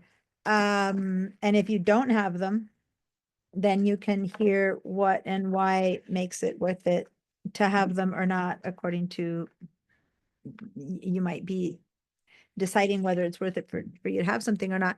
So that conversation is gonna has to do with the whole iCloud setup and system, and we're going to be doing that. We're going to be, sorry, something just fell onto my keyboard and I'm trying to move it out of the way. So we're going to be having conversations about operating systems, when and how to modify it to your taste, when and how to upgrade, and is it worth it or not to upgrade? Would you upgrade? I am never the kind of person who tells you you need to buy a new computer just because yours is old. Nope. I think that as long as the computer is doing what you need, then it's the perfect computer for you. But when it starts to not give you what you need, that's when it's time to decide, well, what's the plan B? A lot of the times people find that after they take my Mac Level 1 class, where I teach them how to clean up a lot of junk from their computer, their old computer starts working much better again, right? So it's not necessary to have a new computer. It's necessarily to know how to use your computer and see if, when you see me showing things that the newer ones can do, to see if it's something that you're interested in, then we can talk about that. But I'm going to work with the computer that you have. That said, there's a big split in the computer's systems that run computers, where some people have newer versions of operating systems and some have an older one. Remember when Mercy shared her screen, I said, oh, you have an older operating system? Visually, the system settings, which is what we work with in this class, are visually very different. They pretty much do the same thing, but it's like they don't look very similar anymore. Right now, when I share my screen with what one thing should look like, it's for most of you. And then I have another computer here that has the older version. And when I'm done, I'll share it with the older version for the few of you who have the older version of things, okay? So we might be talking about system settings for most of the class and system preferences for 2 or 3, and it's the same thing, they just change name and how they look. The rest of everything that has to do with the computer is still the same. Old, new, no difference. It's just the system settings, and which is the gist of this class, that has changed appearance enough that I need to share both versions. So if you ever see, well, that's not how mine looks like, don't just sit there and not know. Just tell me, oh, mine doesn't look that way. And I'll go, oh, well, you have this version, and I'll show it to you in that version. Does that make sense? After this, all the Macs, old, new, they do very similar things. But this class in particular, I'm going to have to be sharing one screen or sharing the other, sharing one screen or the other. So if I'm sharing the way it looks on this, and it's not your system, just hang in there. I'll soon share the way it looks on that, which is the other system. That got it? Okay. So the first thing that we're going to do is actually figure out what operating system everyone is running. And I'm going to share my screen and show you how to do that. The first thing I'm going to do is show you how it would look like if it's one of the newer versions. And I know some people have a version even newer than mine. So here's my screen. Let me close this off. Before we go much further, I want everyone's screens to be like this, meaning empty. And how do you know? And how do you do that? Well, let's go down here to the dock. My dock, as you see, is getting bigger and smaller. Yours probably is not. I'll show you how to do that later. But anytime you see a little black dot under an icon, that means that that application is running. So if I click on that, that application is running. And if I click on this, that application is running. And if I click on, whatever, this, that application is running. And so you might have a lot of windows on your screen like that. Or you might have closed them using this red dot, which you're going to learn is not the way to close them. Because if I close them using this red dot and I close them using this red dot, then what you'll find is that many of those applications, the screen looks empty, but you still have little black dots here and here and here and here, but you don't see them. That's okay-ish, right? Because all I want is an empty screen, but it's better if you can actually close the application so that there's between Zoom and videos and running stuff, it might get overwhelming. So if that is happening to you and you have an application open right there that you don't know how to close, even if you're not, and you closed it with this, which doesn't close it, it only minimizes it, then the ideal, if you know how to right click on your computer, and I'm going to teach you how to right click if you don't, then that you would do a right click here and say quit. Okay, so those of you who know how to do a right click, go ahead and do a right click on anything that has a thing except for Zoom. Don't right click on Zoom or you will leave the class. Okay, don't like quit Zoom. But if you right click on anything that has a dot, right click, quit, right click, quit. So how do you right click? If you have a mouse, then it's the right side of the mouse, although you might have not set it up if it's the magic mouse that the Mac uses. Let me just stop this for a second to teach the right click. If you have a laptop, then it's 2 fingers down at the same time. That's a right click. And how do you know if you're right clicking? It's if you get a little menu. So I'm going to share my screen again, and I'm going to put my mouse right here, and I'm going to do a right click. And see how a little menu appears to the right? This is a menu. That means that the right click is working, right? If you do like this and it's not working, then you need to enable your right click. So now, give me a yes if your right click is working. Give me a no if you don't know how to use the right click or how to make it work. Because to enable it, we need to do that in the system settings. So if someone needs help with the right click, I need to be able to help you. Okay, so Mary Ellen, the question I forgot to see, we first need to see what system you have because the preferences are different. So let me tell you how then to find out what operating system you have. So everyone take meanwhile, I need yeses and nos everywhere, right? But meanwhile, let's head up here to the Apple. Do you see my mouse? I can put a tiny little light on my mouse, which isn't very good. It's a little bit helpful to have a little red dot following me around. It might be making it a bit easier to see. So at the very top left, there's the Apple icon, right? Top left. Click on the Apple icon and click on About This Mac. So everyone please do that on your own computer. And this is why you need to have space on your own computer to work on your own stuff, right? Because I'm showing it to you on mine, but your computer needs to have this. And if what you see looks kind of like this, right, then it's what I call the newer systems. Ventura, Sonoma, newer systems. I'm going to stop my share right now. No, first let me just do that one more time. Apple, About This Mac. Just sit there, and those of you who found this, go see that at the very bottom here, it says Mac OS Sonoma. Okay? Mac OS Sonoma. And I'm going to show you right here. This is where it tells me that is my operating system.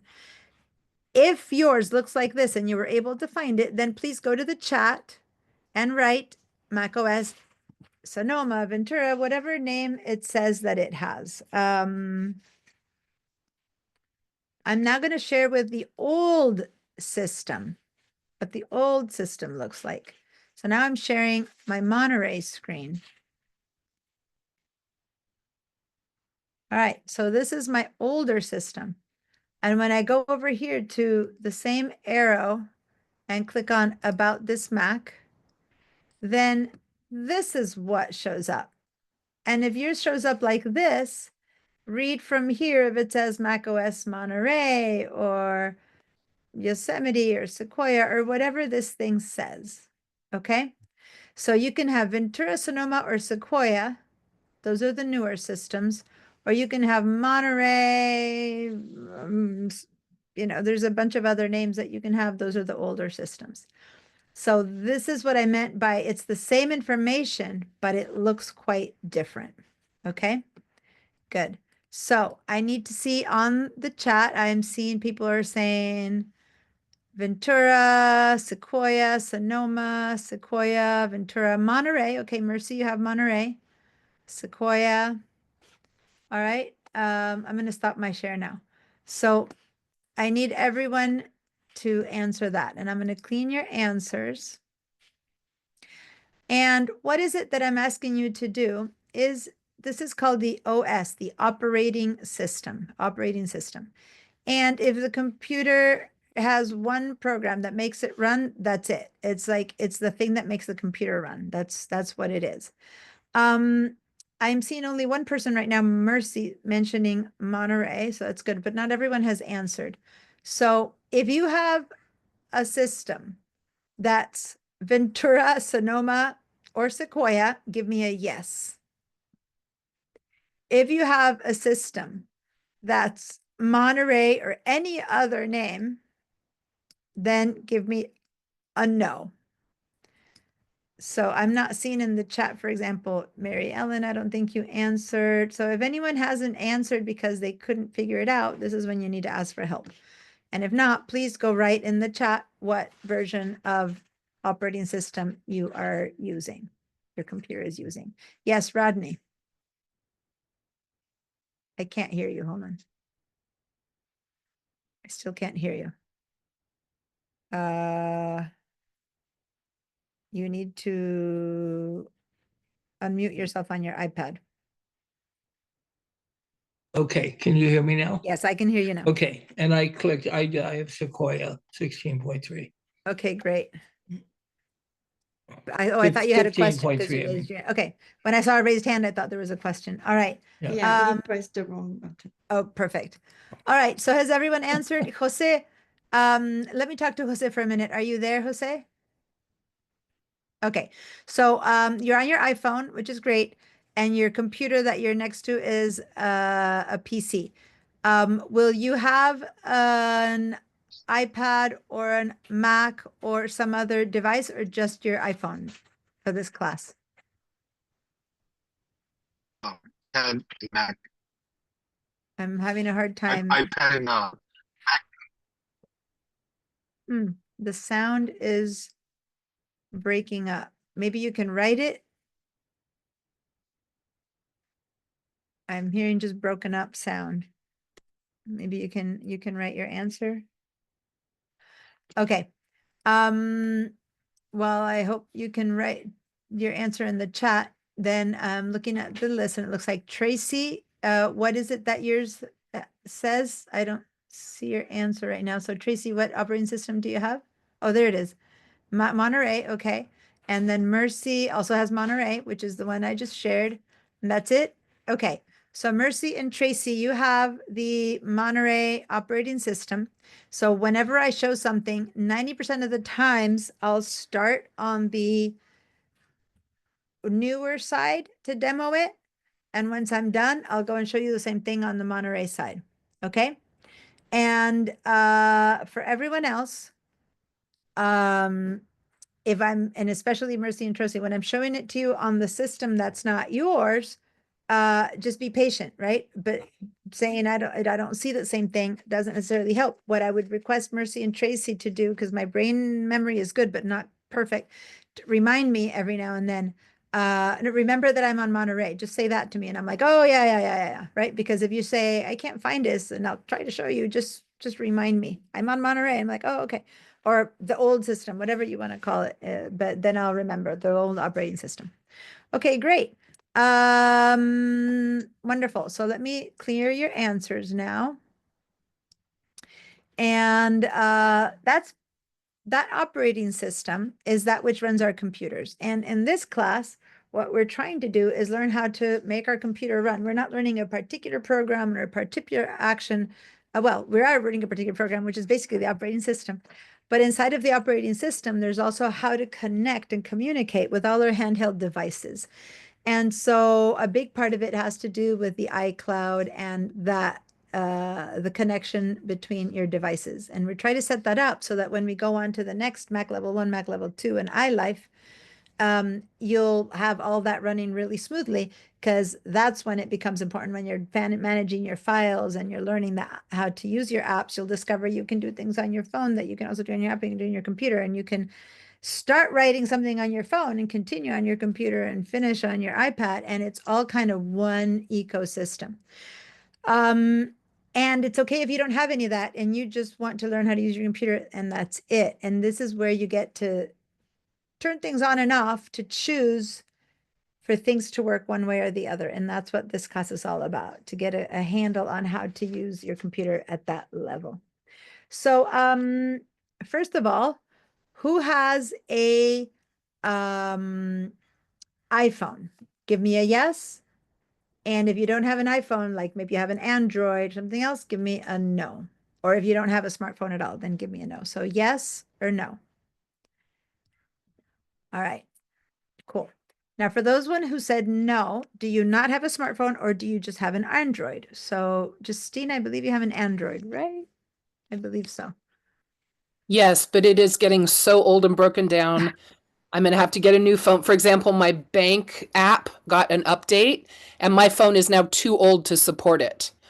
So I can't use the updated bank app. So probably when I get a new one, it will be an iPhone.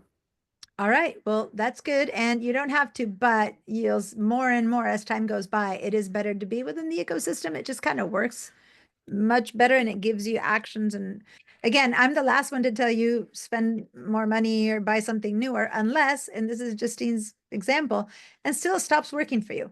And that's an example where suddenly the bank app won't work anymore. And if you do your banking online, then that's a problem. That becomes a problem, right?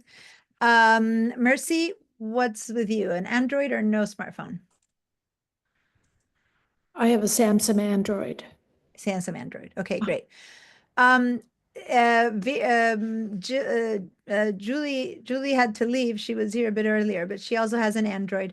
And then there's always one other student who I don't see right now here, who I think is registered in this class, who has an Android. So it's not like you can't take this class, you have an Android, and it's not like you won't be able to use all that information. You will, but then you'll have to kind of translate it, what does or does not work on the Android. Okay.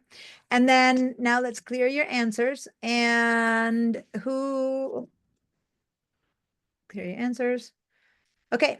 Who has an iPad? Okay. Give me a yes if you have an iPad. Give me a, just say yes if you have an iPad. You don't need to say no. Just yes if an iPad. All right. iPads. I thought I had seen 4 before. I'm seeing 3. Oh, there's a 4th. Okay. All right. So here's the news for you iPad holders. The iPad system settings are, and the iPhone, by the way, most of you have iPhones. iPhones and iPad system settings are virtually, not identical, but virtually identical to the Mac system settings if you own Ventura, Sonoma, or Sequoia operating systems. So for the newer operating systems, the system settings that you learn on one are almost invisible translating to all these other apps, which is why they changed them, which is why after Monterey, they switched so that now people who own different devices, everything is familiar to you because it all looks the same. But if you are someone who owns a Monterey computer, right, and then you have your iPhone or your iPad, then the system settings and the preferences look different. And either at some point, if you upgrade or not, they'll look the same, but just letting you know, that's why the one major change that the Mac has made in the last, 20 years has been the look of their system settings, because they equated it to how the devices work. The devices being iPhones, iPads, smart. By the way, does anyone have, let me clear your answer. Does anyone have an Apple smartwatch? There's always 1 or 2. Don, is it you? Yeah, Don has one.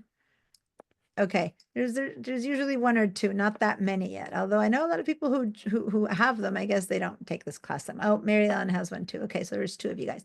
So the smartwatches are handled through your iPhone pretty much. So the settings and everything that you choose for your stuff will be, although my smartwatch has its own little system settings, but pretty much you handle it through your phone. So what I'm going to focus on here is the settings on, I'm always going to demo everything, the 100% focus, not 100%, 70% focus is on the computer. And then we go and see, okay, how to do this exact same thing on the phone or on the phone. I don't demo the iPad. I have one too, and I used to do that too. But since the phone and the iPad are pretty much identical, it's repetitive, right? So, and everyone has a phone, or 90% of you have a phone. So basically, those of you who have an Android would go find some similarity in their Androids of whatever I'm showing you, right? But on the phone and on the Mac, I'll be showing you the system settings, and then whoever has an iPad has to then go and do the same thing on their iPads, okay? And it'll be the same as I show on the phones. So that's why I'm saying keep those devices nearby and charged so that you can see that. Now, what kind of things I'm going to show you is the fact that sometimes for your computer and your devices to communicate well, what they need is their settings to be compatible. It's like wanting the TV to work, but you didn't plug it in, right? And so sometimes you say you turned off the switch on the phone to receive photos, or on the computer to receive photos, and on the phone it's on. And so then your photos are on your phone, but they're not on your computer. And you're like, why? So it's like little switches that need to be on and off and things like that, that we need to make sure that everything is copacetic. And some of you guys will have to change a lot. And some of you guys just left everything the way it came from factory, and you have settings that you didn't even know you had, and you might want to change them to something else, right? The red light on my cursor is something I make as a maker of the Zoom myself as a presenter. So I can put it on the tip as an annotation, but that it's a Zoom thing. It's not a Mac thing. I'm answering Jill's question, who she wrote it down on a question as to that little red light. So it's not a Mac thing. It's a presentation, a Zoom presentation thing. All right. So that said, let's introduce you to those system preferences. I'm going to share my screen. And now I am on Sonoma. So when Monterey became old and they switched it, the first thing that came out was Ventura. Then they switched to Sonoma, which is what I have. And then from Sonoma, they switched to Sequoia, which quite a few of you guys have. So we're going to see when and where it's worth to update and upgrade. But in my case, I wanted to upgrade to the Sequoia, and I decided I would wait until this class so I could show you the process, because every time I say the process, but I can't really show it as much. So I am one version behind, so to say. I'm so sorry. Give me one quick.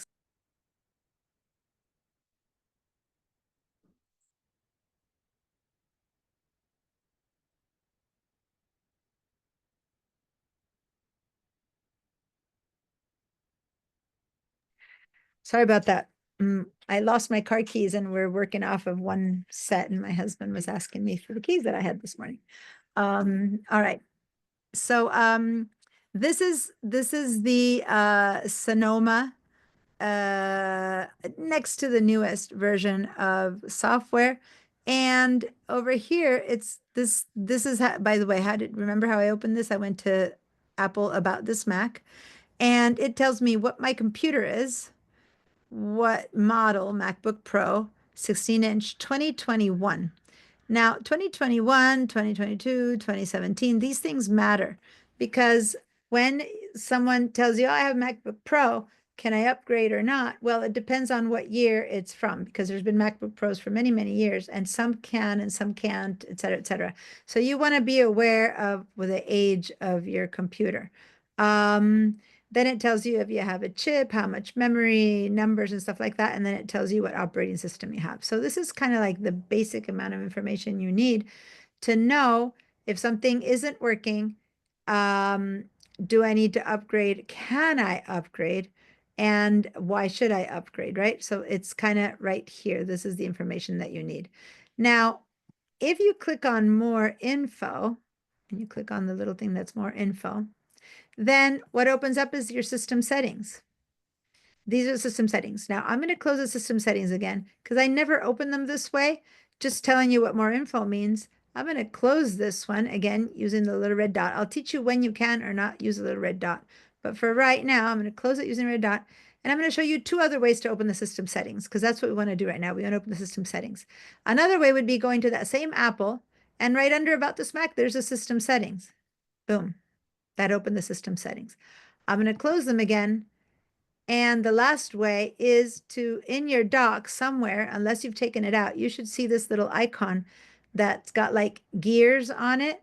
And when I click on that, that's also the system settings. So I've opened the system settings 3 different ways right now.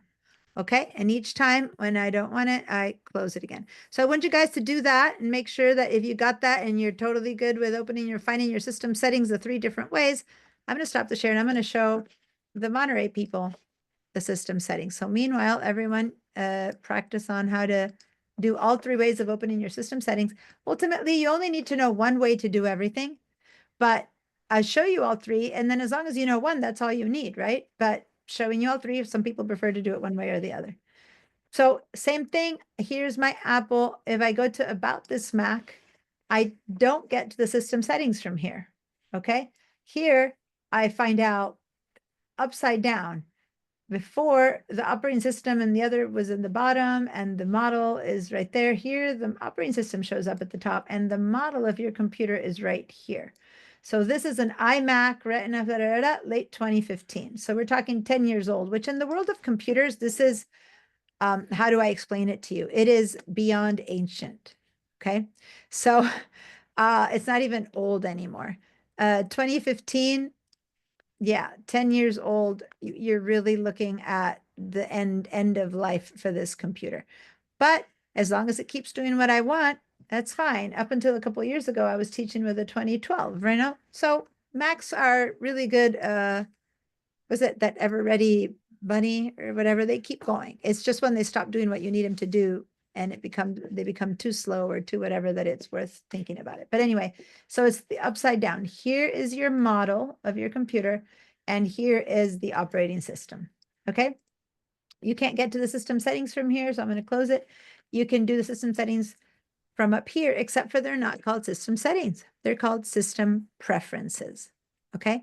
So for Tracy and Mercy, whenever I say the word system settings, just translate it into your brain to system preferences. Okay.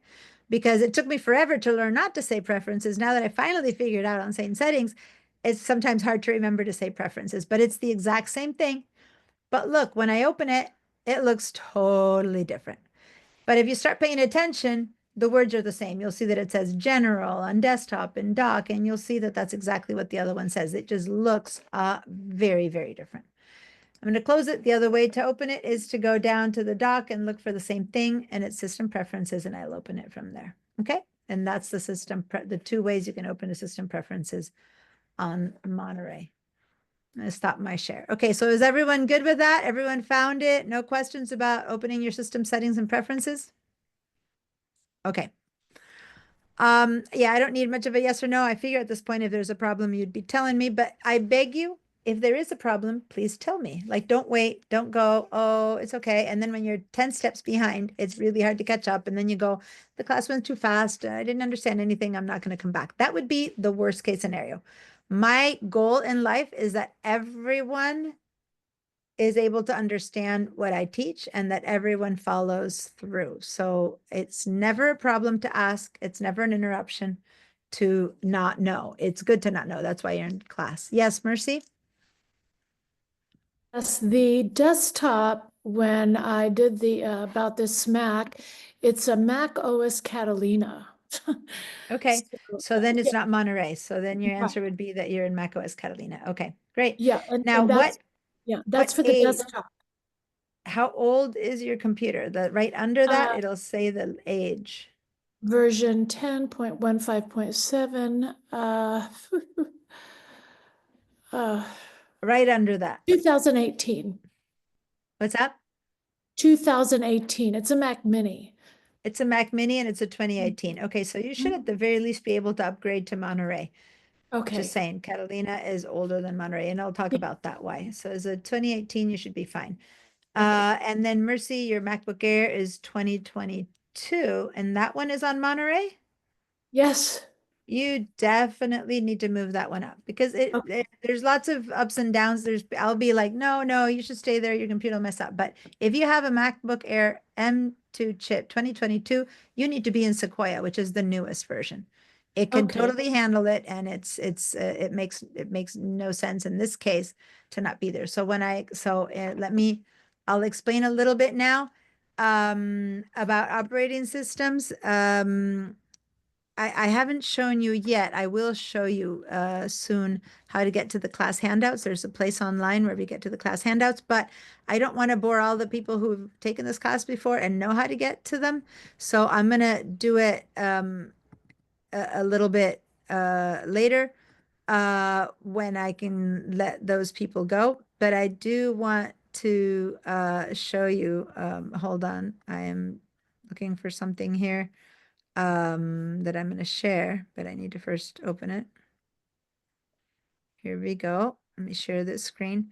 In your handouts, I have this piece of paper, which shows you the names, right? And so Sequoia is the newest Mac OS operating system. Sonoma and Ventura, as of here, these are what we call new. And this is what I call old. And the only reason they're new or old is just because of this visual difference, right?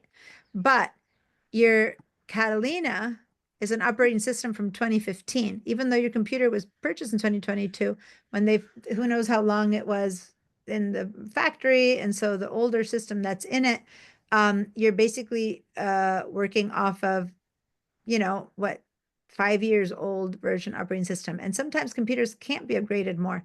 Mine is dead in the water. My 2015 cannot physically upgrade more than Monterey. It is not allowed. It cannot handle. Justine just said her phone cannot handle the new banking app. There's a point where it's just too old. So that's a lot of computers stop there. But if your computer can, then you definitely should upgrade to Sequoia. So when we talk about upgrading, I want you to do that and then report back. All right. How about you, Tracy? What's the age of your computer? Your sound is off. 2021. 2021. And what kind is it? Laptop, Mac. It's an Air or Retina.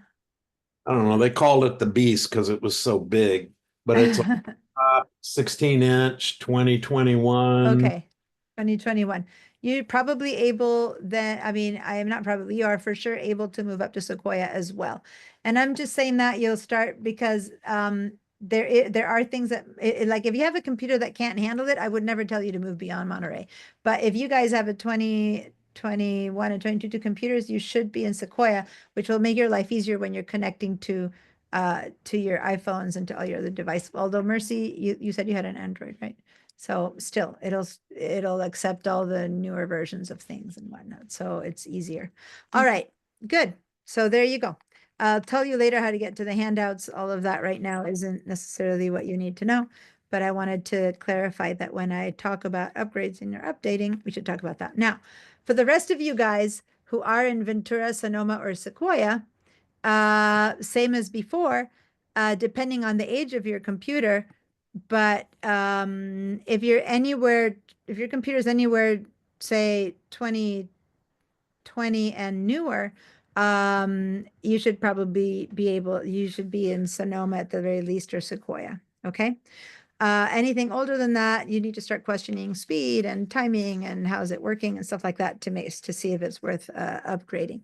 So if you are interested in talking about upgrading and how to do it, give me a yes. If you're like, no, I'm fine, I got it, I don't need to upgrade, give me a no. And by the way, we're not going to make, just to know how much of that conversation to have, I always try to gauge who's in the classroom and what's needed to see what to put more emphasis on or not. And sometimes there's a lot of need for it and sometimes there's no need for it.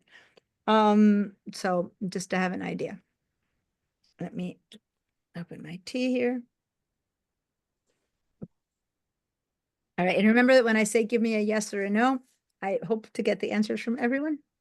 Ideally, yes. Okay. Now, I'm seeing enough yeses that what I'm gonna do is I'm going to share my screen again. And for those of you who, we're gonna open the system settings, everyone now. Everyone open system settings. And to make things easier from now on, I'm going to share only this window so you don't have to see everything I own, okay? So I'm going to share again, and I'm going to share only the system settings window. That way I occupy less of your screen. So this is my system settings open. Everyone please open their own system settings. Even those of you who have system preferences, please open your system preferences. And we're going to start working a little bit with this. So system settings is where it's like the control panel for a whole computer. Although when I say those words, there's an actual function our computer called control panel that I'll show you later. So I don't want to confuse you, but this is where we get to do anything we want to make our computer be or not be different, operate to your needs. So you notice that at the very top, it says your name. Over here on the left, it should say your name. Since this is a school computer, instead of saying my name, it says SPCC Business School, but for the most part, yours should have your name up there. And then it says Apple ID and family. And then there's a little space, and then it says Wi-Fi. So if you could draw a little line here, it used to have a line, they took it off. Here, these two things refer to your Apple ID and the cloud, everything that has to do with the cloud. And if you know what the cloud is, yes, great. And if you don't know what the cloud is, which I would assume is 90% of you guys, then just know that we're going to talk quite a bit about that. So you don't need to know right now what it is, but that is referring to the cloud. And the cloud is actually kind of outside of your computer. It is a big part of your computer, but from this line, this virtual line down, every one of these choices refer to your computer and only to your computer and nothing else.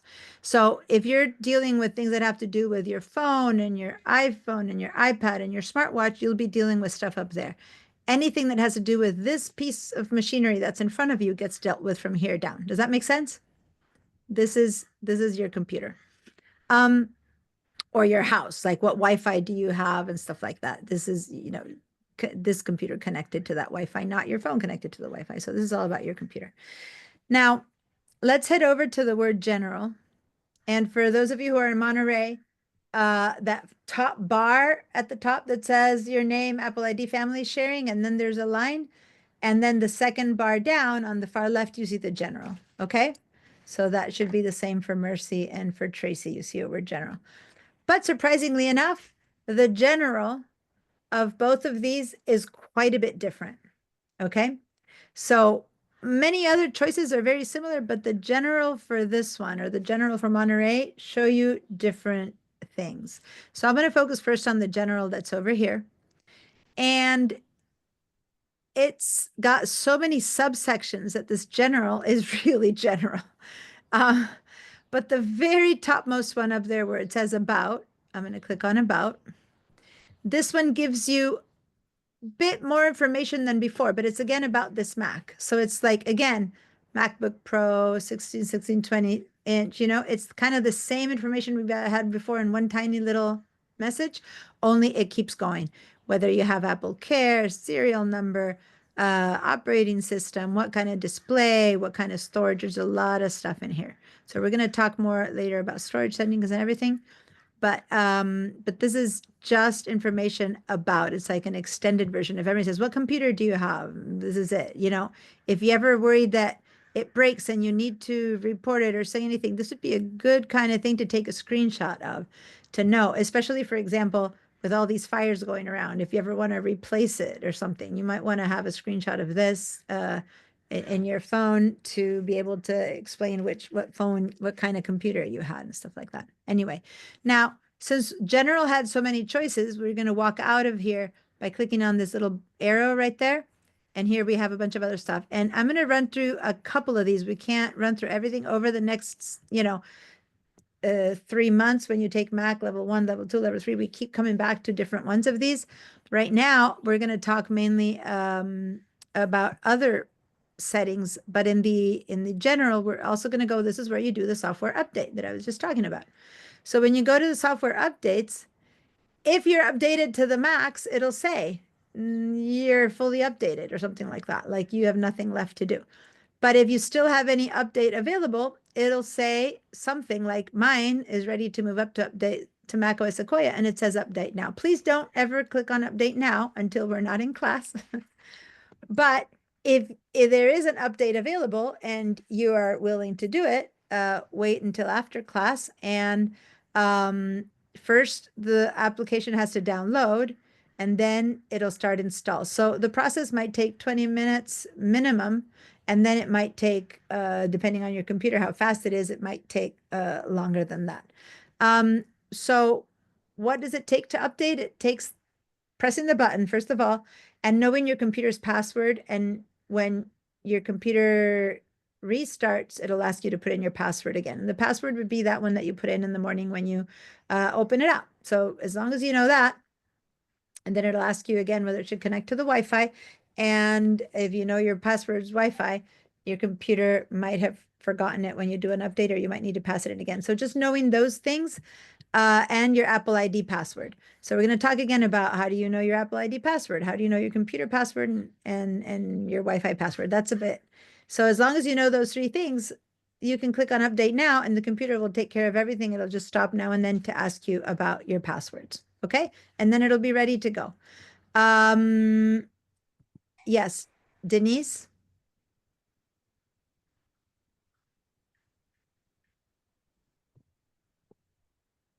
Okay, I lost you somewhere. I cannot see I went to general, but I cannot see.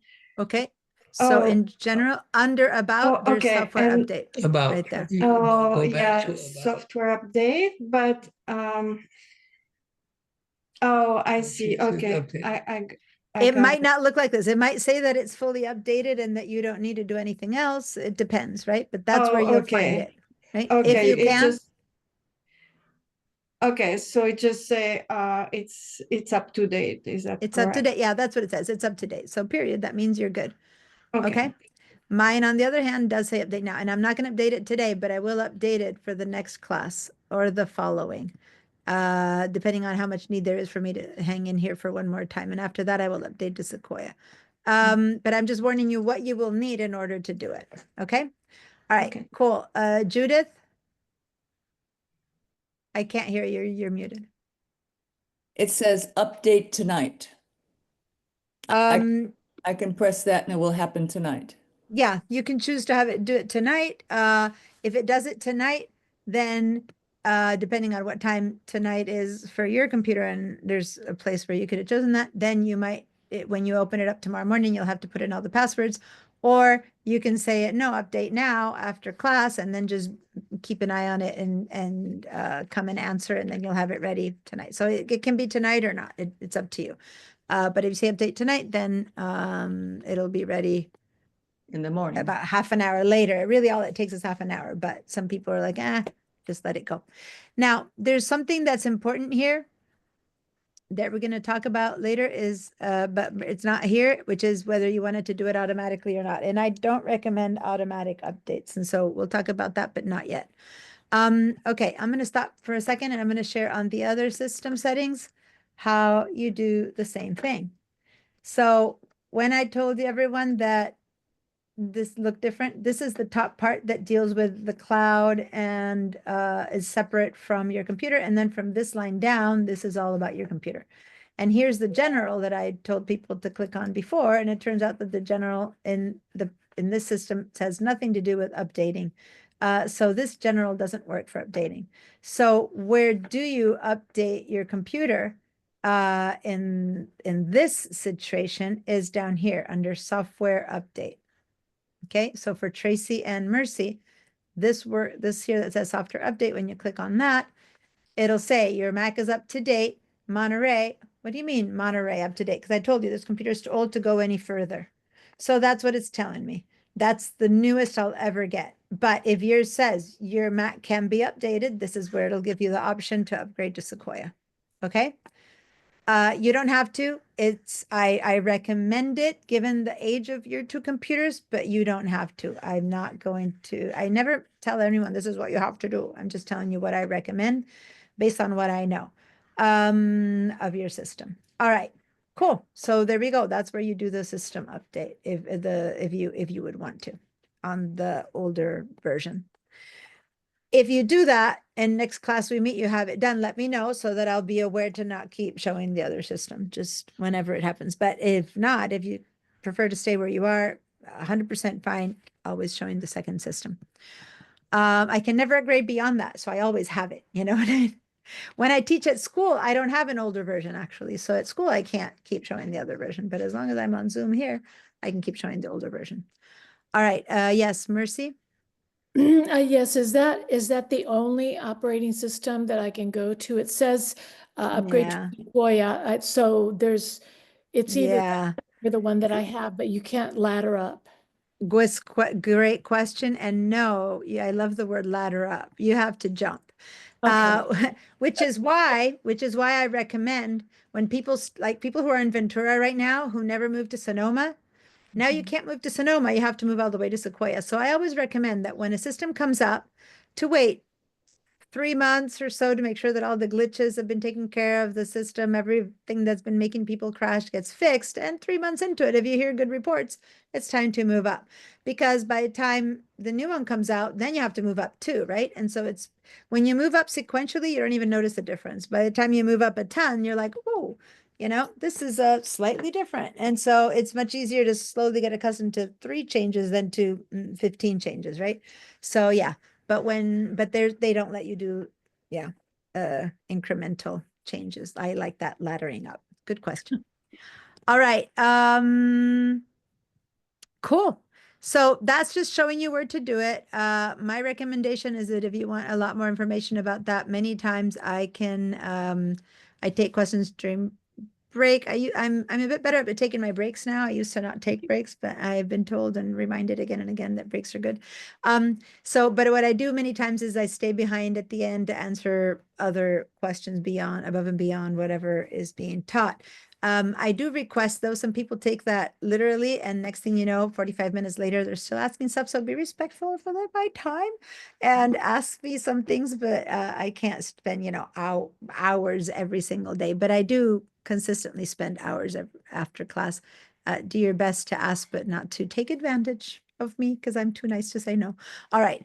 All right. So now, cool. Let me share my system settings here again. And in fact, sorry, not this, but what I want to show you now is pick up your phones. Pick up your phones, pick up your phones. Everyone go grab your phones. And those of you who have iPads, grab your iPads. And what I'm going to show you now is on the phones, when we say this exact same system settings that I have here, on the phones will show up. Imagine that all you see is this portion right there, like the gray bar. You're going to see it looking almost the same, but you only see the gray bar. And when you click on general, the screen will switch to showing you these words because there's no space to show you both. Versus on the iPad, it'll be almost identical to this. You'll see both sides. But if on a phone, you see the word general and you click on it, it'll change to this. Then you'll have to go back and go back to this. Okay, so I'm going to show you now. I'm going to share with you guys my phone. And they've changed how the phone gets shared. So let me go to the new way. Here we go. Okay, here we go. So now I'm sharing my phone with you guys. All right, everyone see my phone?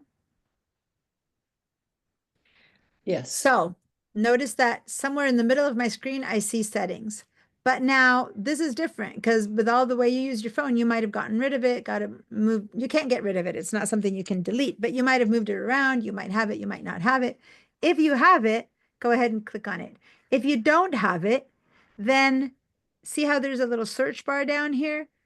it says search, and if you don't see a search down here, then you just put your finger in the middle of in between apps and just kind of gently drag down, and the search will pop up.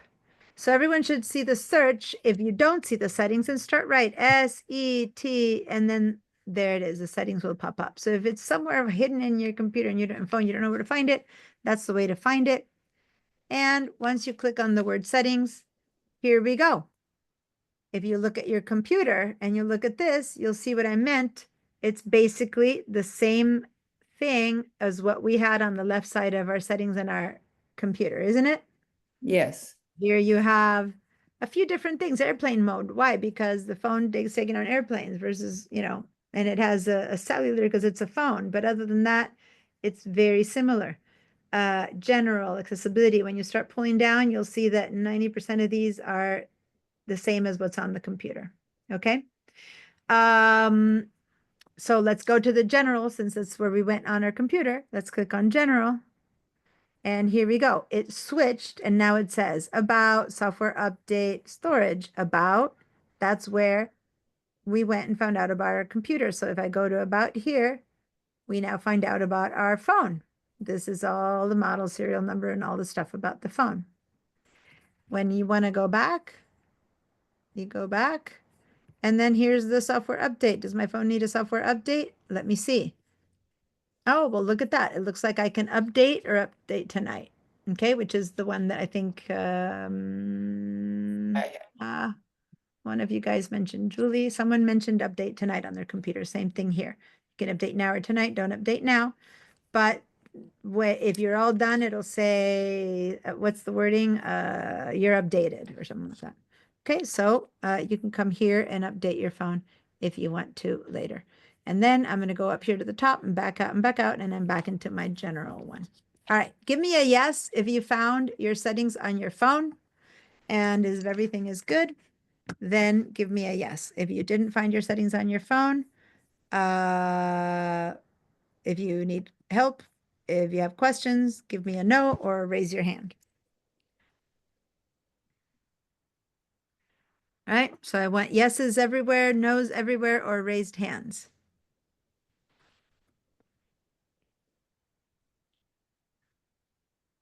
So my old computer, the one that I'm using to share with Mercy and Tracy, is having a lot of problems lately. It keeps crashing, and just now it just crashed. So if there's something I need to share on that computer, you'll have to wait until my computer restarts. I have some work to do on it, but I didn't think it would crash during class, but it did. All right. Yes, Mary Ellen.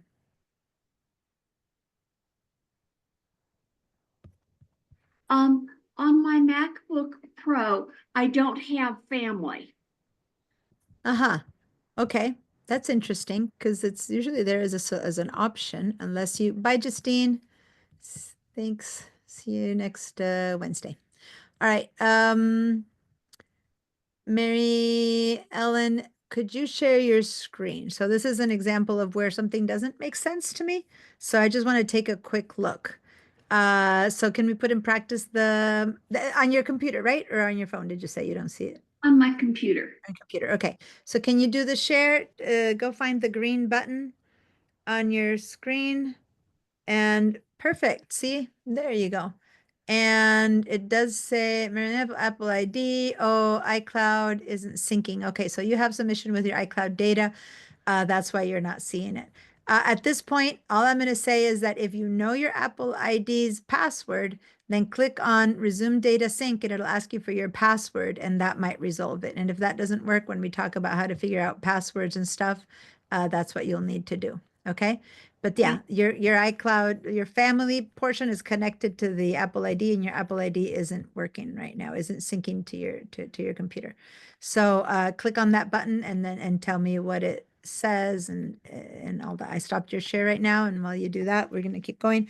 Or you can handle it after class. But if there's any issue that comes up, if you do it now, then that won't stop your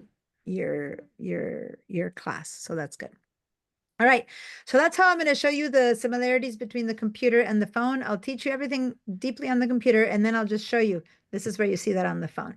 And those of you who have iPads, if you open the system settings on your iPads, works exactly the same as the phone, but it would look actually the two columns just like it did. It looks very much like on the computer.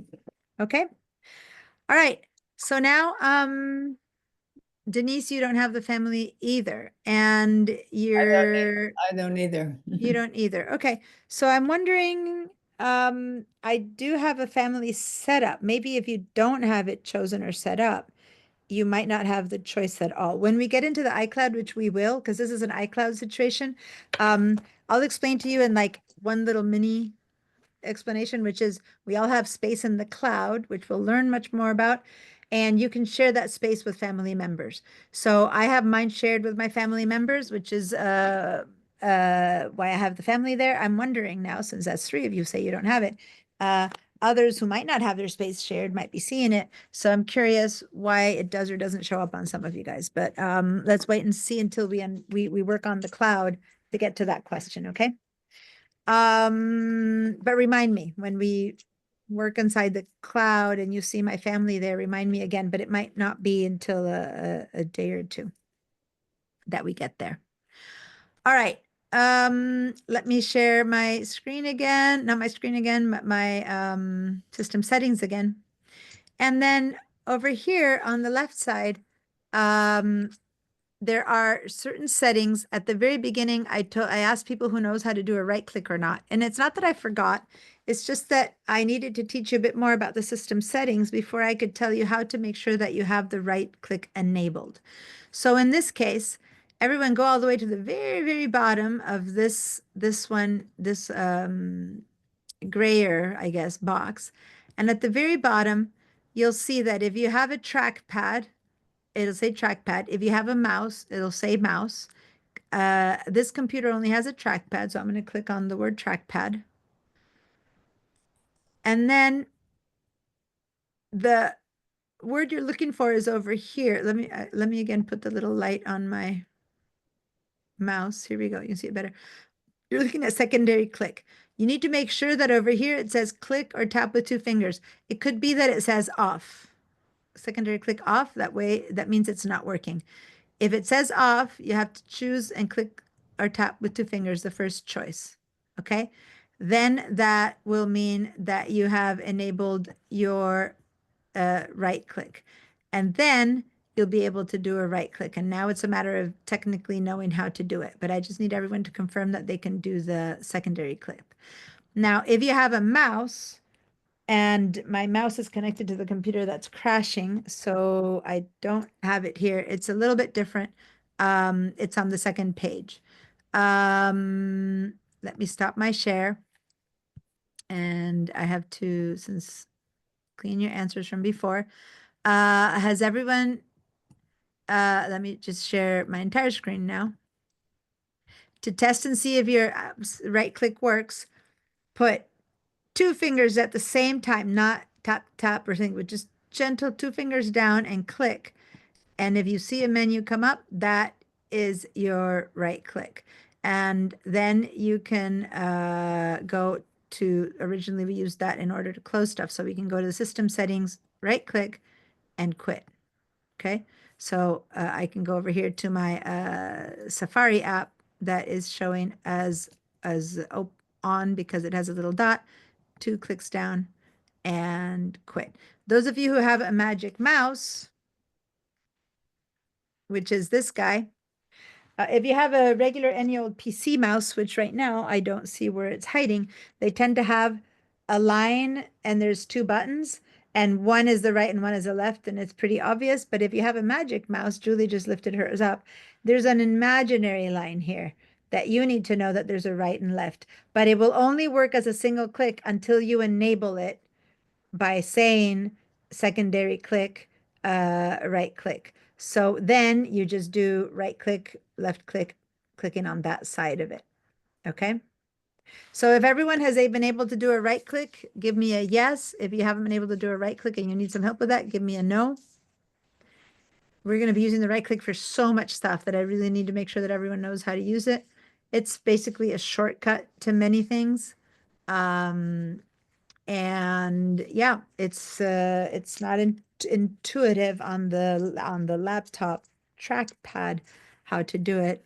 And it's not enabled on the Magic Mouse how to do it unless you do it yourself. For many, many years, the Mac did not have a right click. You had to click a set of keys, control and click. So old timers on the Mac would use control click and they never needed the right click. But ever since people got accustomed to PCs having it and they want it, well, that's the way to get it. Okay, I'm seeing yeses almost everywhere. The people who have two screens aren't answering. Okay, good. So now that we have the right click, let's begin to explore a little bit other choices that we have here on this system settings. So I'm gonna share my hold on, share my system settings with you again. It's in the way now that my other computer died. I'm having to share my whole thing on one computer, and it's a little bit harder, but here we go. All right. So now I want to talk a little bit about our other choices that we have here. So the one that automatically gets selected when I open the system settings is the appearance. It's always set on that. When I close it and open it, it's set on that for some reason. I don't know why they chose that one as the one to share, but it is that one. And the appearance is kind of what shows up under general for the people who have Monterey. Okay. So those of you who have Monterey, this is what's showing up under your general. And it's this light, dark auto, and then a bunch of colors. And let me just show you that if I switch to dark, see how everything suddenly went dark, black with white letters? That is what this does to your computer. It just makes things go much less contrasty. Now, some people love it, some people hate it. If you're not accustomed, suddenly it seems like you're in a different place because things change so much. But this is supposedly, like, for example, my son has it on dark all the time, right? Because he likes it better that way.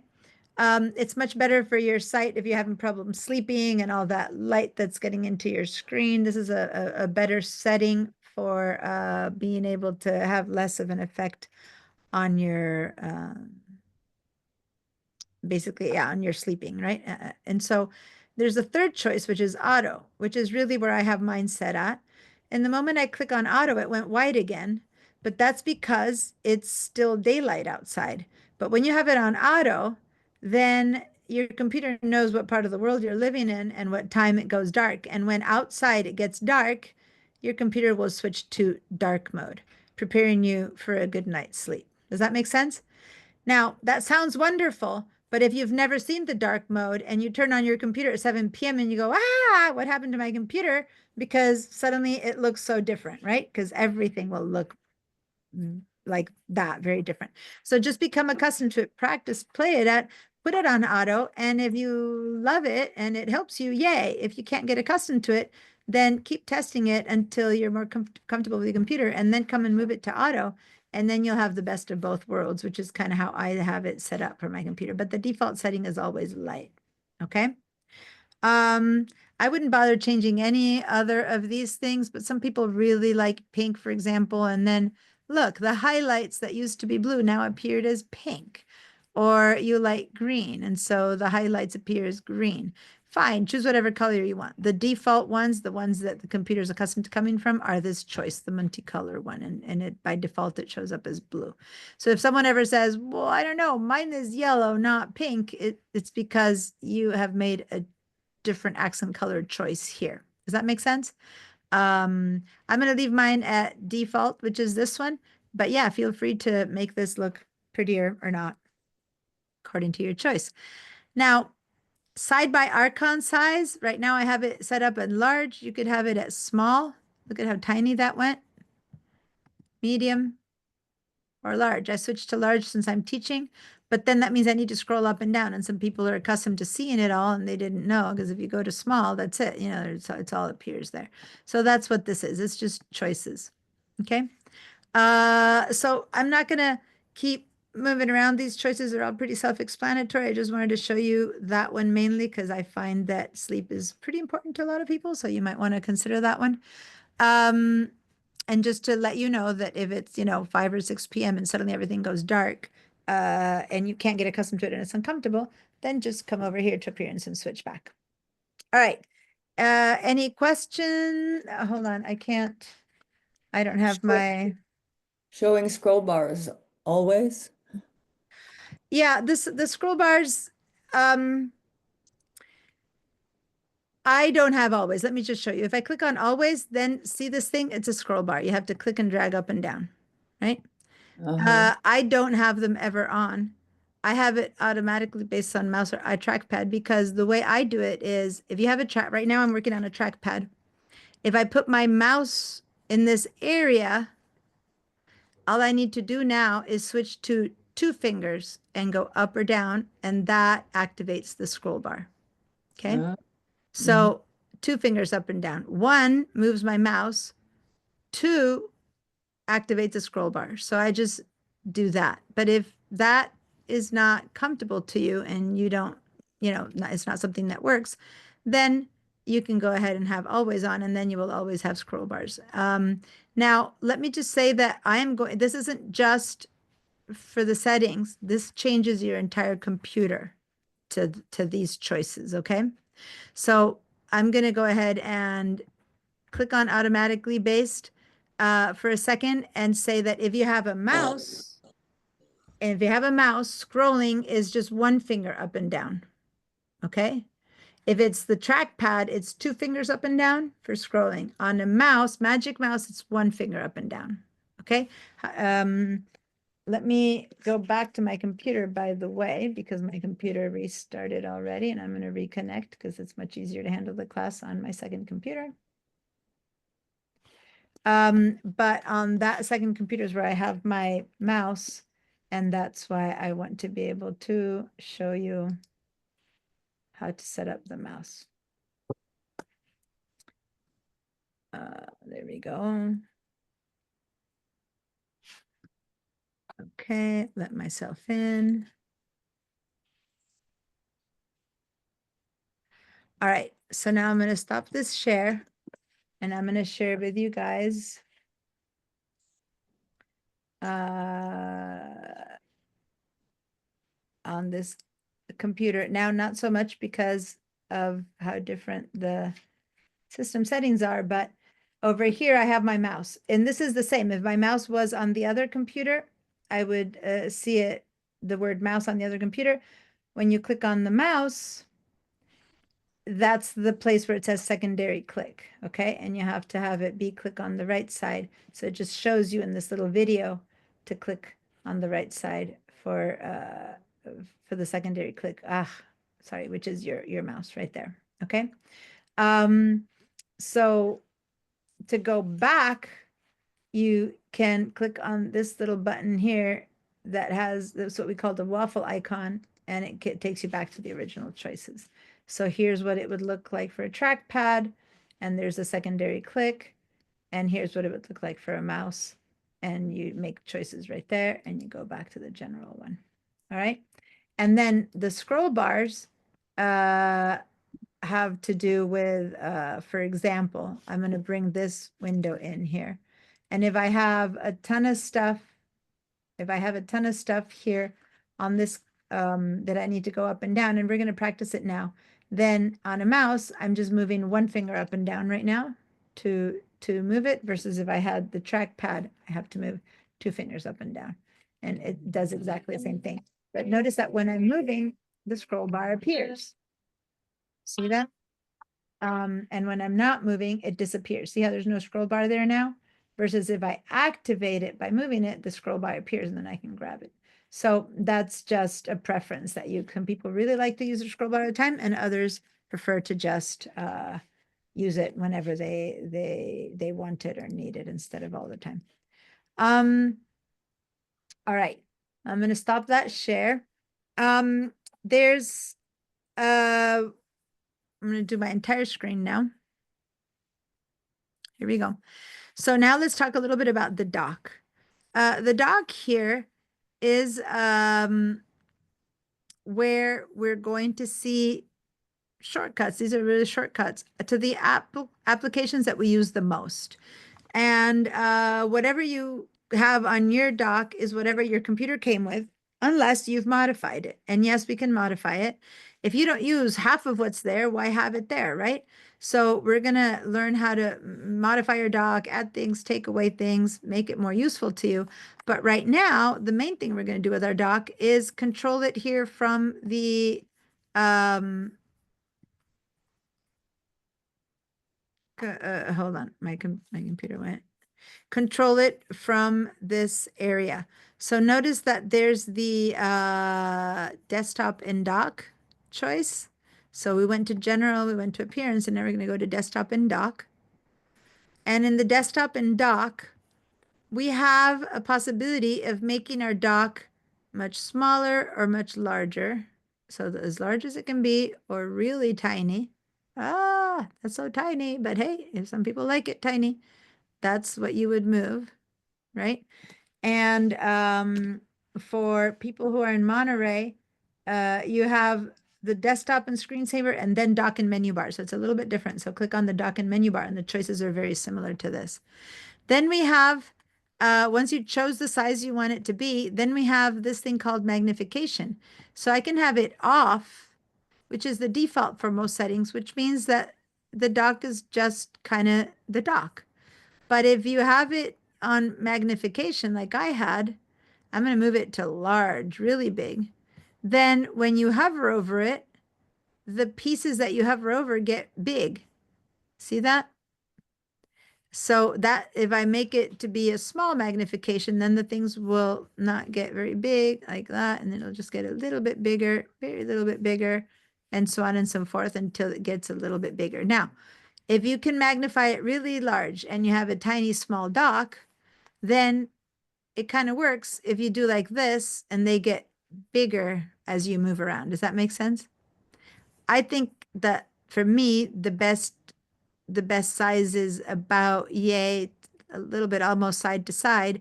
I have it bigger here because I want you guys to see it the best that you can when I'm teaching, but normally I have mine a bit smaller.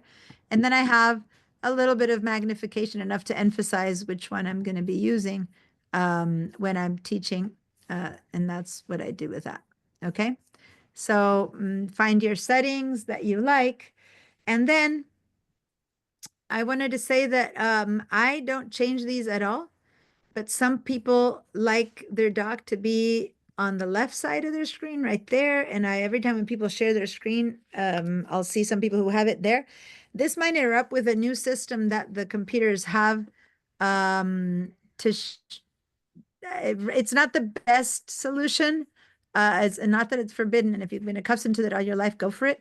But there's a thing called Stage Manager, which will be a problem that if you have it on or off, see down here where it says Stage Manager. If it says off, life is good. But if you have Stage Manager on, right, then there's stuff that happens here on the left side that'll get confused with your dock. For now, I'm going to turn it off, and we're going to learn all about the Stage Manager next week. It's a big deal.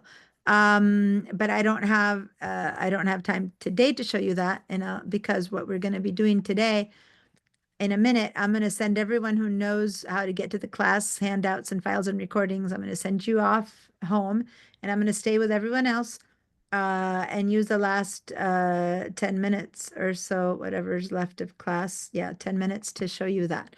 So Can I have the first to ask? Can you hear me? Yeah. Oh, wonderful. I have spent most all of this lecture with a gray screen that says DIAG, DIA, DIAG, and I can't get rid of it. Can't get behind it, can't get around it. DIAG, like diagonal or something like that. So when I'm sharing my screen, your screen has a gray thing that says diag. It's just gray. The screen itself is gray. So you know what, Dennis, since class will be over in 10 minutes, let me show everyone how to get to class handouts and all that, and then I can stay behind and try to give you a hand with that. Okay. Appreciate it very much. Because it's not something I have any idea of what can be happening. So I'm going to have to investigate. I'm going to have you share your screen with me. I Okay. appreciate it. All Thank right. you. And so everyone who knows how to get to class handouts, you're welcome to join us again next Wednesday. If you don't remember how to get there or you don't know how to ask class recordings or whatever, then hang in here and I'll see everyone else at 1:30 on Wednesday. And for those of you who are new to me or who forgot how to do it because you haven't been here for quite a while, you're welcome, Vera. Then hang in there because what I'm going to do right now is I'm going to show you how to get to the class handouts. So first of all, I'm going to share my screen again. And the first thing we're going to do is I've closed system settings and everything. I want you to keep exploring because you might discover some of those are hard to understand and others are pretty logical. And just don't turn things on and off that you don't know what they are. If you turn something on and off, turn it on again or something and ask me questions. But be careful with just flipping things around and making many things different than the default. Does that make sense? Until we go through them.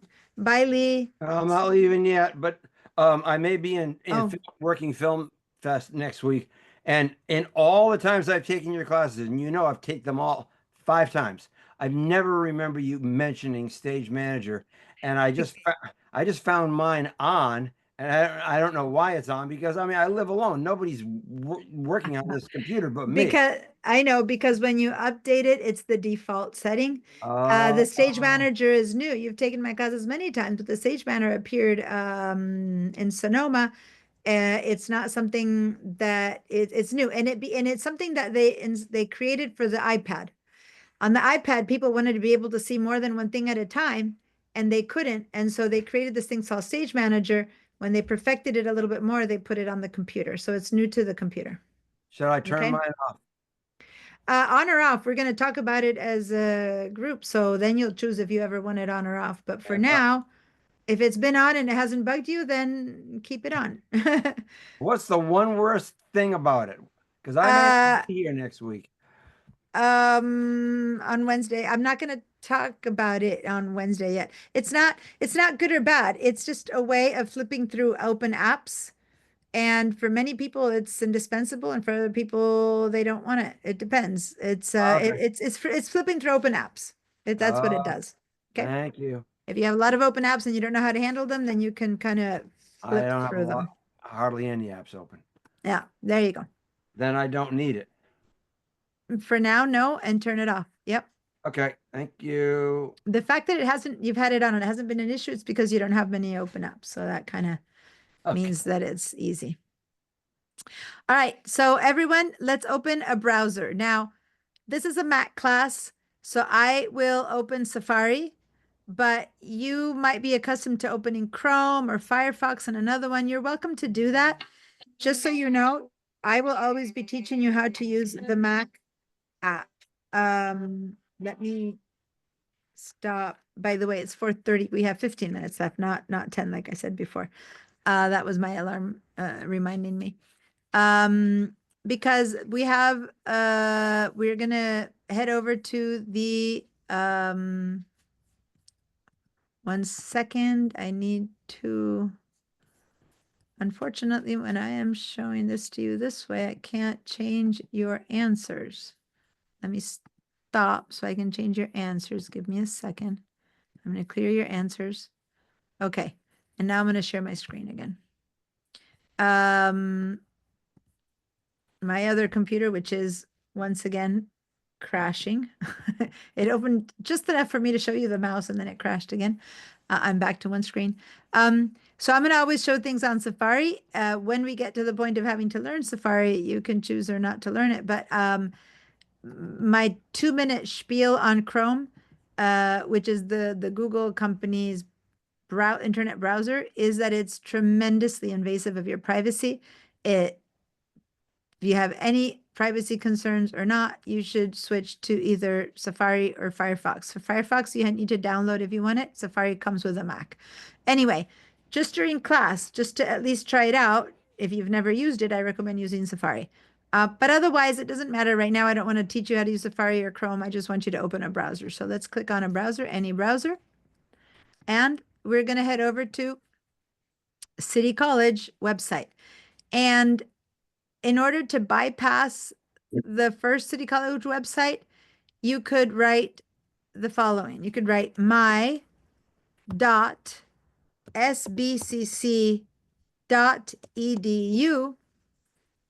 my.sbcc.edu, and then you can hit the return key or whatever it takes to go, and you should come into this page. Plan B, you could just write sbcc.edu.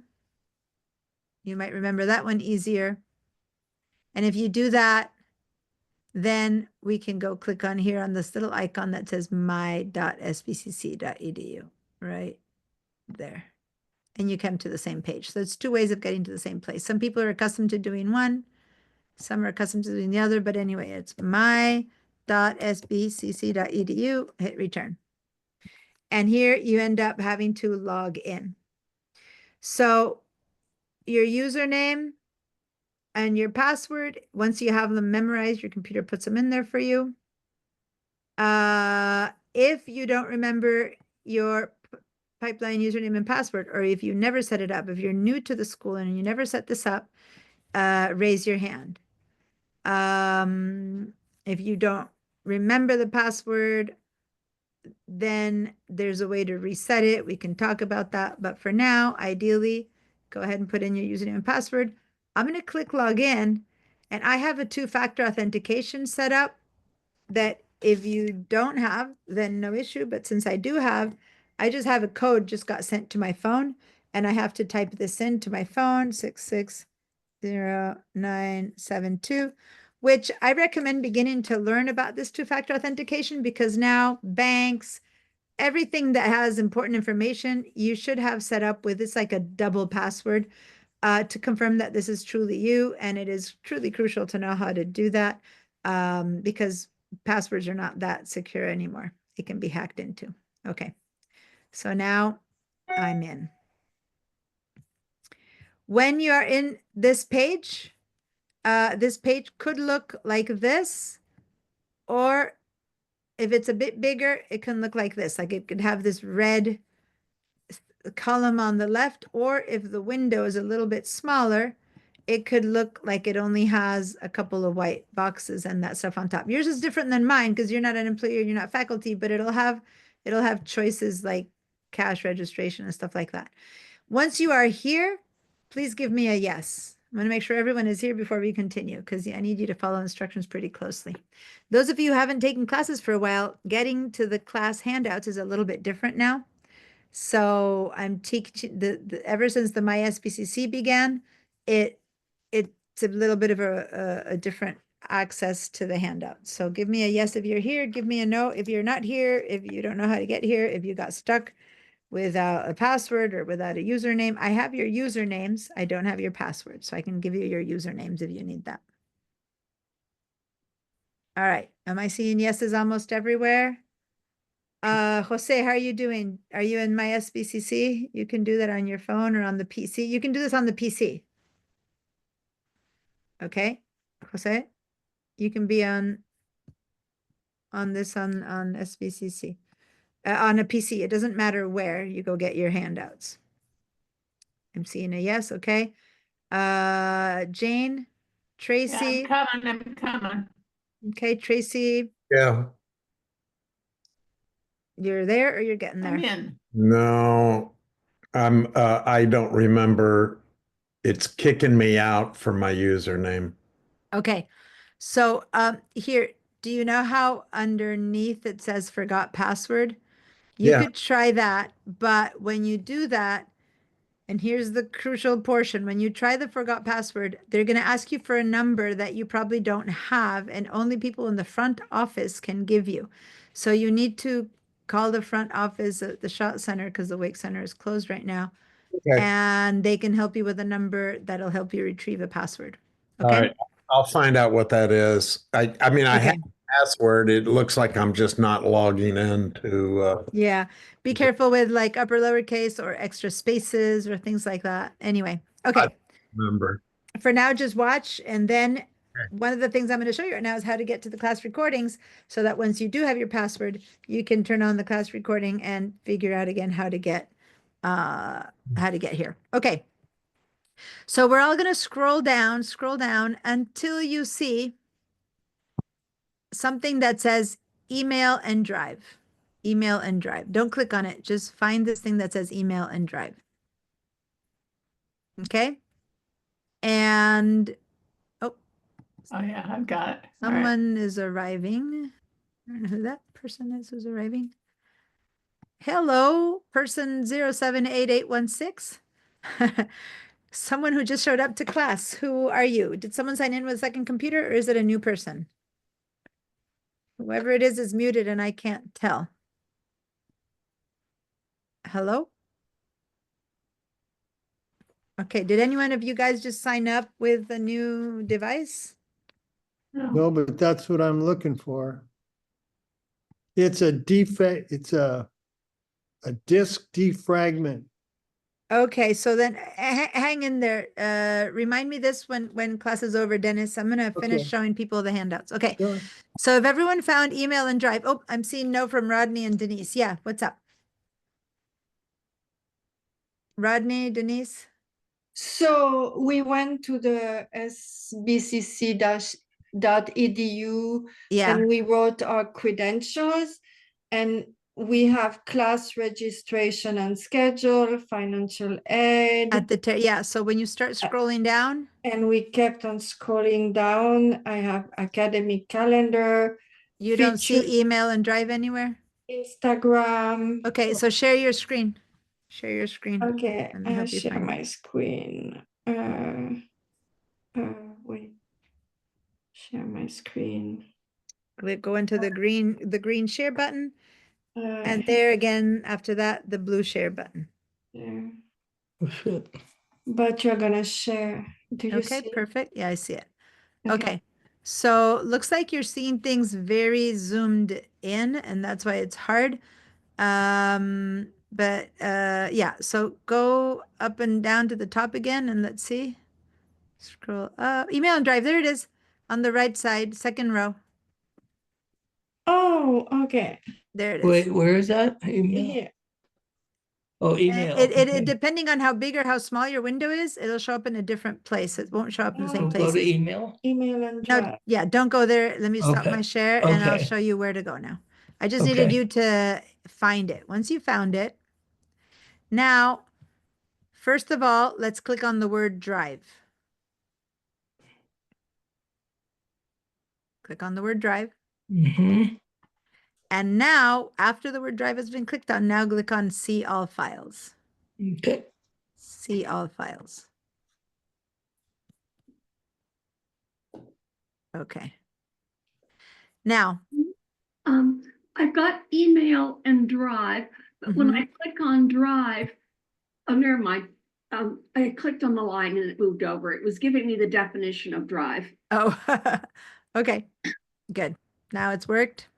Yes. You're going to get to something that looks kind of like this. It won't look just like mine, but it should say drive at the top. Yeah. So once you're here, and this is very, very important, follow your eyes all the way to the right. And does it say SBCC? If it says SBCC, you're good. If it doesn't, it could be that you're in your personal Google Drive. So there should be a little bubble here that has your photo or your initial. Click on it, and then you can read over here if it says that you are in your pipeline email. And if you're not, it could be that you're in your personal Google, Gmail, that kind of thing. What does it say? Because if it's in your personal one, then you need to go down in here and say add another account, and you need to write in your school Because I pipeline. have 3 different email accounts, my personal, my SBCC, It and needs to be your SBCC one. Like when you Yeah. hover over this, if it says D Musakyo or whatever your is, that pipeline or SBCU, then that's good. So if it says SBCC, then give me a yes. If it doesn't say SBCC, then give me a no, and I'll help you switch it to SBCC.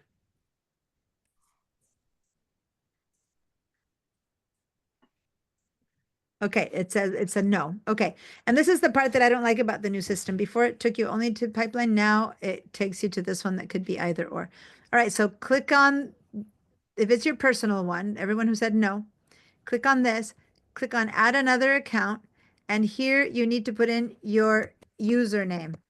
The same one that you put in to get into your pipeline, but you need to add at pipeline.sbcc.edu. So you need to write the whole thing in. And if you don't know your username, it's the same one that you used to log in, right? You just logged in to the school. That's your username that goes at the beginning. Argo Simpson 1 is my username. And then it goes at Yeah, I have that. pipeline.sbcc.edu. Yeah, I have that. Where do I see add another account? Okay, you'll see it when you go over here to where you see, mine says SBCC. If yours doesn't, and it's just a circle, click on that circle. And down here, it'll say add another account. Yeah. If someone needs help by sharing their screen, so Don, Mary Ellen, Yeah. if you need a hand, or are you following? And then I said, use another account. So Mary Ellen, do you want to share your screen? Because since mine is set up, I can't demo what is already set up. So I need someone who, for whom it's not working, so I can share what to You do. should share your screen All right. before share. So, Mary Ellen. Oh, you're in the wrong page, Mary Ellen. Okay, so here we go. Let's go ahead, and I'm going to put on a little and click over here. Click under. I'm now sharing. Mary Ellen is sharing her screen. So can you click over here, Mary Ellen? Like right now you have, yeah. Click on Drive. Okay, and now go to see all file. Oh, you're clicking again on the word Drive. Go down here to see all files. There you go. Okay, good. Huh. This is so weird. Go back again. Why it's taking you there? Go back. Maybe you need to sign in. Go back one more time. No, don't close out. Don't close out. Just go back here so that I can see the last page again. So where's your mouse is over there? See go back one page. Back. I don't know if you see me over here. Oh, I lost you.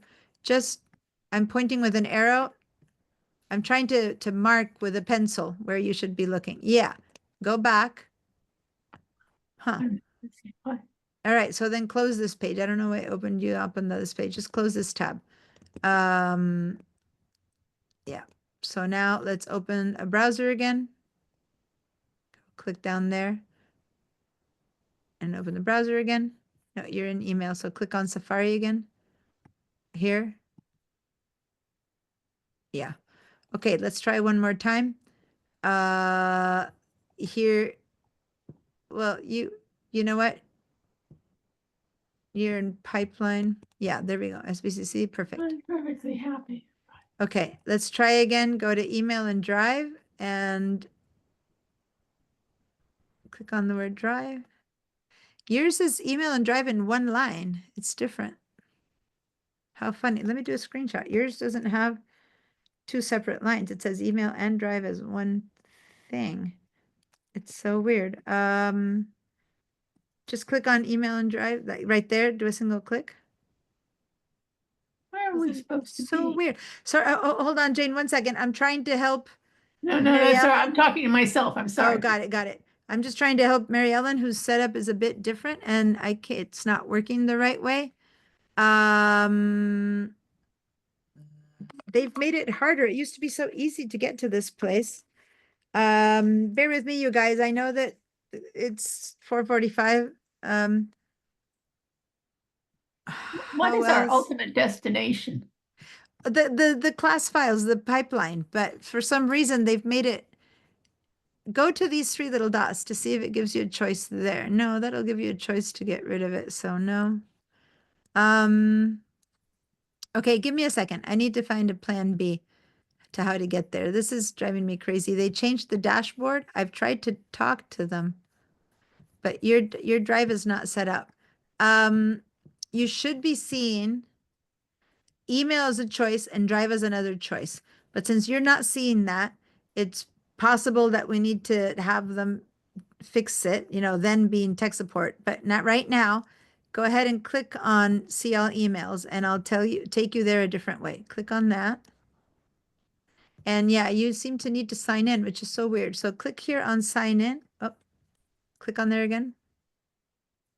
Yeah, and so let's go ahead and sign in. And click on Mary Ellen Coleman. Click again there.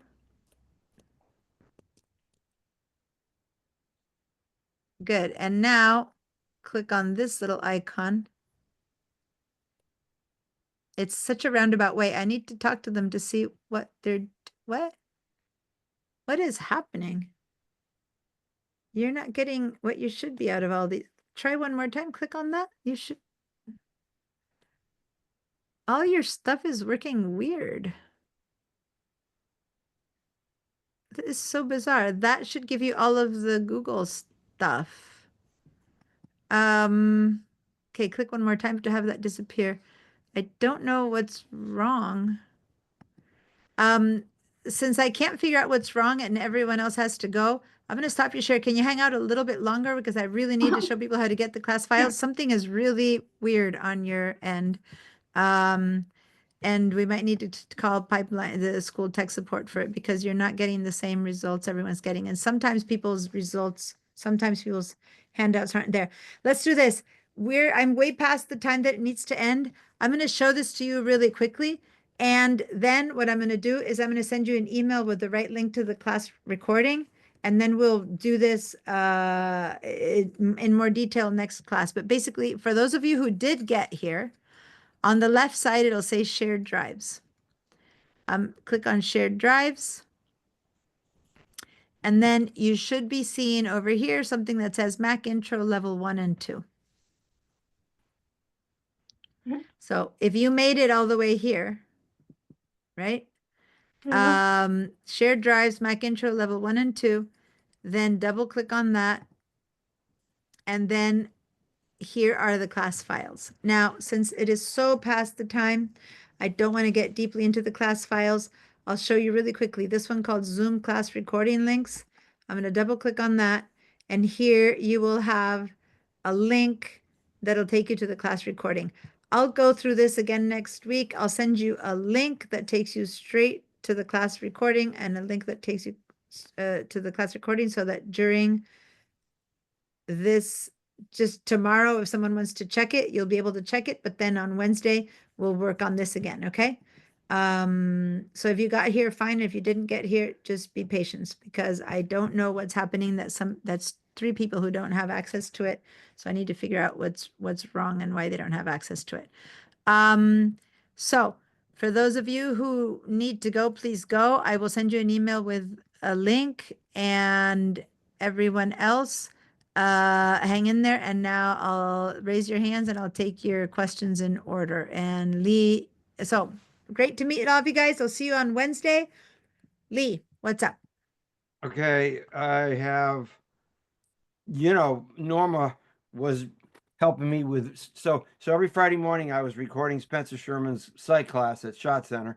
And then I would come home, plug my phone into my Mac, voice memos, and then she taught me how to move them into iCloud Drive. And so when I do what you told me, all I'm seeing is Norma's recordings. I don't, so when you do what I told you, I didn't screen share.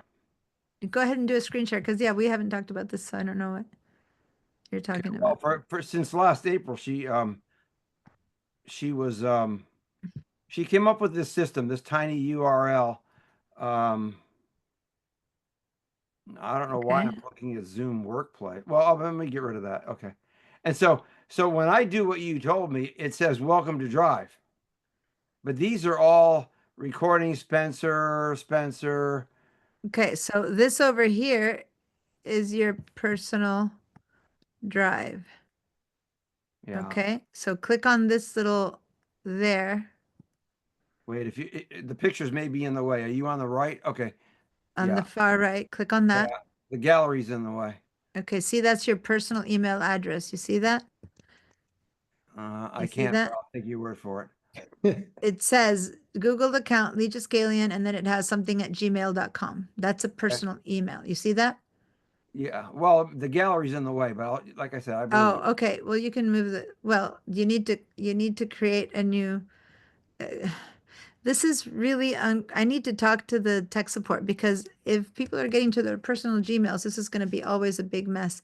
Go ahead and click on your little photo of yourself, the part where you said that you have your, and they're not even letting there. So now head down here and write add account.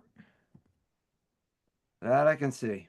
Yeah, and now put in your Legis Galian at Pipeline, like your school one. They've changed the system and how to get to the pipeline, and this is very roundabout, and it's going to drive me and everyone crazy. So I need to ask them to put in a direct link to the pipeline email, because to the pipeline Google Drive, because this is bizarre what they've done.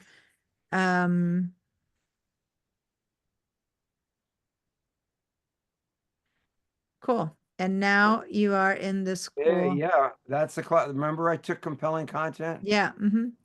So now you are here, and these are the shared drives now. Click on shared drives.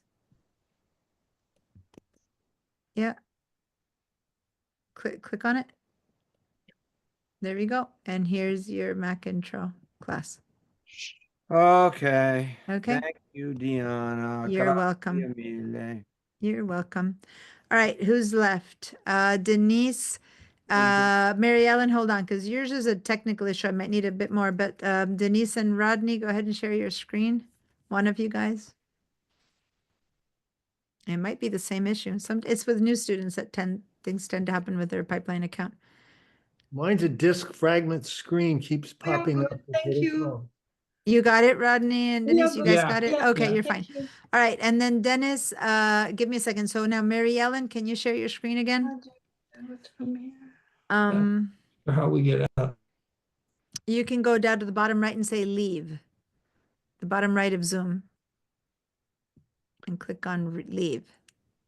I'm on my, Thank you. I No, didn't. I'm talking to Rodney. Okay. so I All don't. right. lose- No, not Dennis. Rodney and Dennis Oh. and Denise were asked how to get out, but you're fine. All right. So Mary Ellen, give me I'm gonna do something called request remote control. Okay. Do you see something there that says request? When you say okay, all right. So now don't move your mouse anymore at all. I'm gonna move the mouse. I need to understand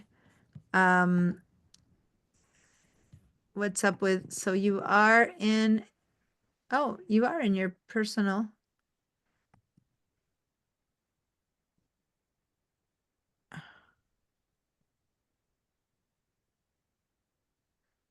It's so weird. Your Google apps are not working.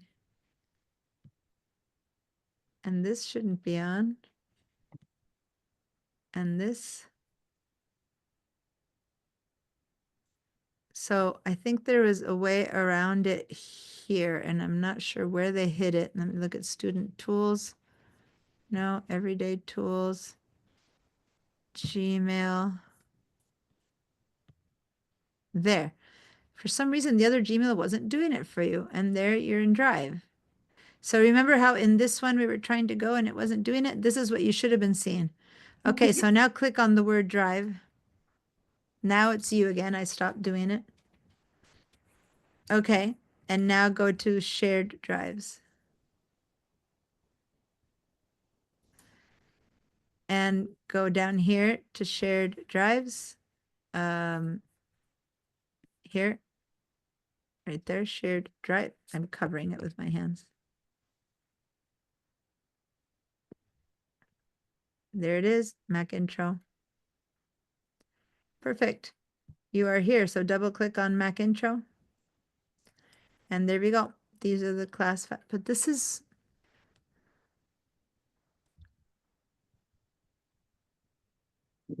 Where's your intro to the Mac? You have level 1 and 2. It's like these are your old.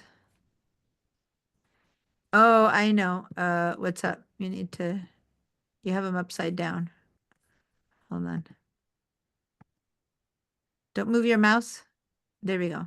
So that now that first one at the top that says Zoom class recording links, Uh-huh. go ahead and double click on that one.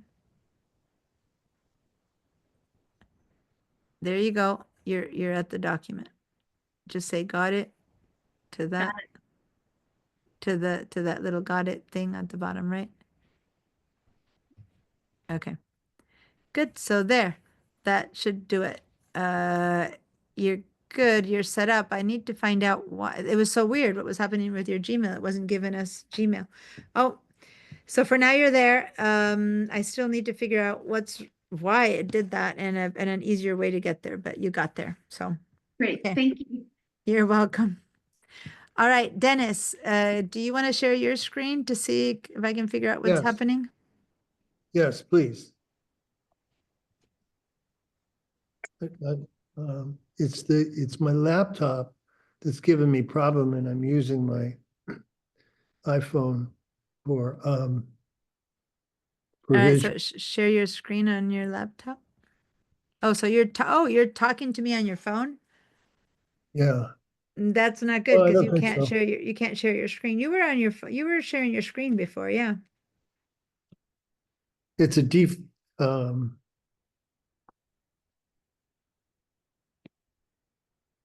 the glasses Go problem. to the share, the green share button. I know that you shared your screen a few times today already, so I know that it's working. Go to the share green button. How do I do that again, please? Okay, so down at the bottom where you have all of the buttons, audio and chat, one is green with a little black arrow pointing upwards. It says share. I don't have that on my phone. No, on No, your I have computer. it. No, it has to be on your computer. Yeah. Because that's- you said that your computer is showing you the diag or whatever, Correct. right? The I'm diaphragm? sorry. You said That's it's your correct. computer. So I need Um, to see your computer. I need to see the machine that has the problem. Share again. There you go. Okay, perfect. All right, so I'm seeing a regular background. So show me the problem. Right now I'm just seeing a screen with fields and mountains. Are we seeing the same screen? Yes, So you mentioned that there's something that says, there was a full gray tab running across. but it's not, I don't see it now. Do you see it now? No, I don't. Could it have it fixed itself? maybe. I don't know. Since I don't see it, I can't tell. I'm gonna Uh, go with that. Because I don't know where I would go here. I wouldn't know either. Do you have your system setting? Let me do this. Let me see if I can request remote control. Can you click on that thing that says request remote control? Do you see it? Do you see a message that I just said request remote control? Do you see if you see that, can you say okay? Yeah, around there. Either approve or decline. Approve. Okay, so now go click on open system settings. A little bit, yeah, that one. Cool, and now do you see that there's a bubble there to the right of the word Zoom right here? Can you click on that? So you see the word Zoom in the middle, right there? I don't. You're- Yes, You're seeing it? Yeah? Okay, then over here, can you click on that? That little white button, click on it. white button. Right here. There's a little right. If you see the blue line on the left, it says Zoom. Yeah, that one. Perfect. Now put your finger on to do the password, put your fingerprint on. We need your computer's password. It seems like you're doing it with a fingerprint or do it writing the password, whichever. I'd have to do it with the password. Okay, so then click on use password and type in your password.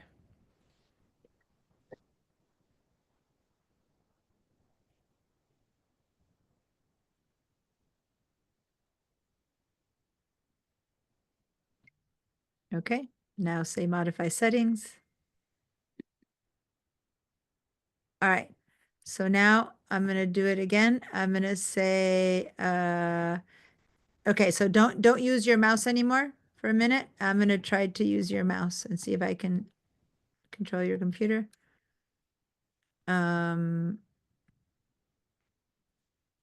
Something's wrong.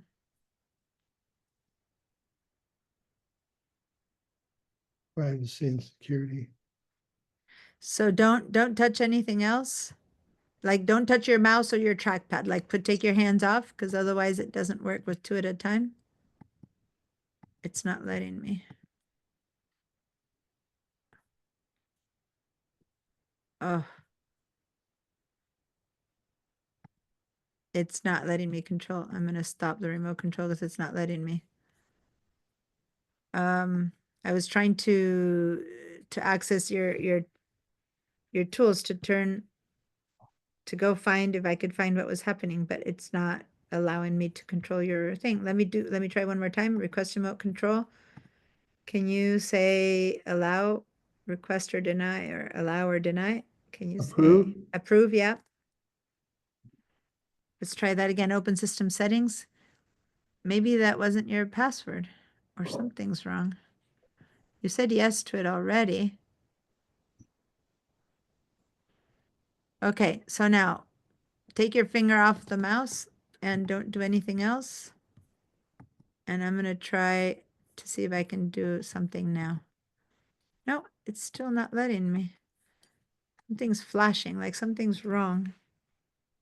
It said disk drawer open or something along those lines. When I looked Oh. on the net. Huh. I don't see it. All I see is your accessibility, privacy, security open. I don't see anything else. Can you close this window that's in front of us? The accessibility. Close the window. Go to the red dot at the top left of this window that says accessibility and click on it to close it to see if I can see anything behind that. To the right. To the left To the left. in the top left of this window, there's a little red button. Yeah, that one. Okay. I don't see anything else. Let me see if I can use. No, it's not letting me control your screen. I do this with students all the time. Do you see any message? I don't see any message. I'm trying to use your screen and it's not letting me. Do you see any message in particular? Stop share. No, no other. No. It's not letting me control your screen. I'm trying to get to your settings again. How about my name? My name is just above your head and blacks Yeah. out that whole corner. Yeah, no, that's normal. That's Zoom. I don't know. I don't see that gray thing that you said that had the diagonal, and I can't access your computer in order to look for anything. So I'm kind of stumped. Maybe we can take it up on Wednesday. I'm going to stop your share right now. If that gray box appears again on Wednesday, then let's check it out. But right now, because it's not there, it's kind of like when I take my car to the mechanic and I say it's making a noise and then the noise isn't happening. Yeah. The whole covered sheet, the whole screen is covered with the gray. It still is? No, No. it isn't now. Yeah. When it happens. That was so weird. So if I share, let me Thank see you. if I share, hold on. If I share my screen right now, is that sharing or is it gray? It's sharing. Okay, so I thought maybe it was what I was sharing would go gray, so it's not that. So I don't know when that gray thing was, and until Yeah. it shows up again, let's hope it doesn't show up again. I couldn't catch an edge either with the arrow. Yeah. Drag it over enough or down to close it from Mm. dots. Thank you, dear, Okay. very much. All right. I'll see you Thank Wednesday. you. Bye. Bye now. See you on Wednesday. Yeah, thank you.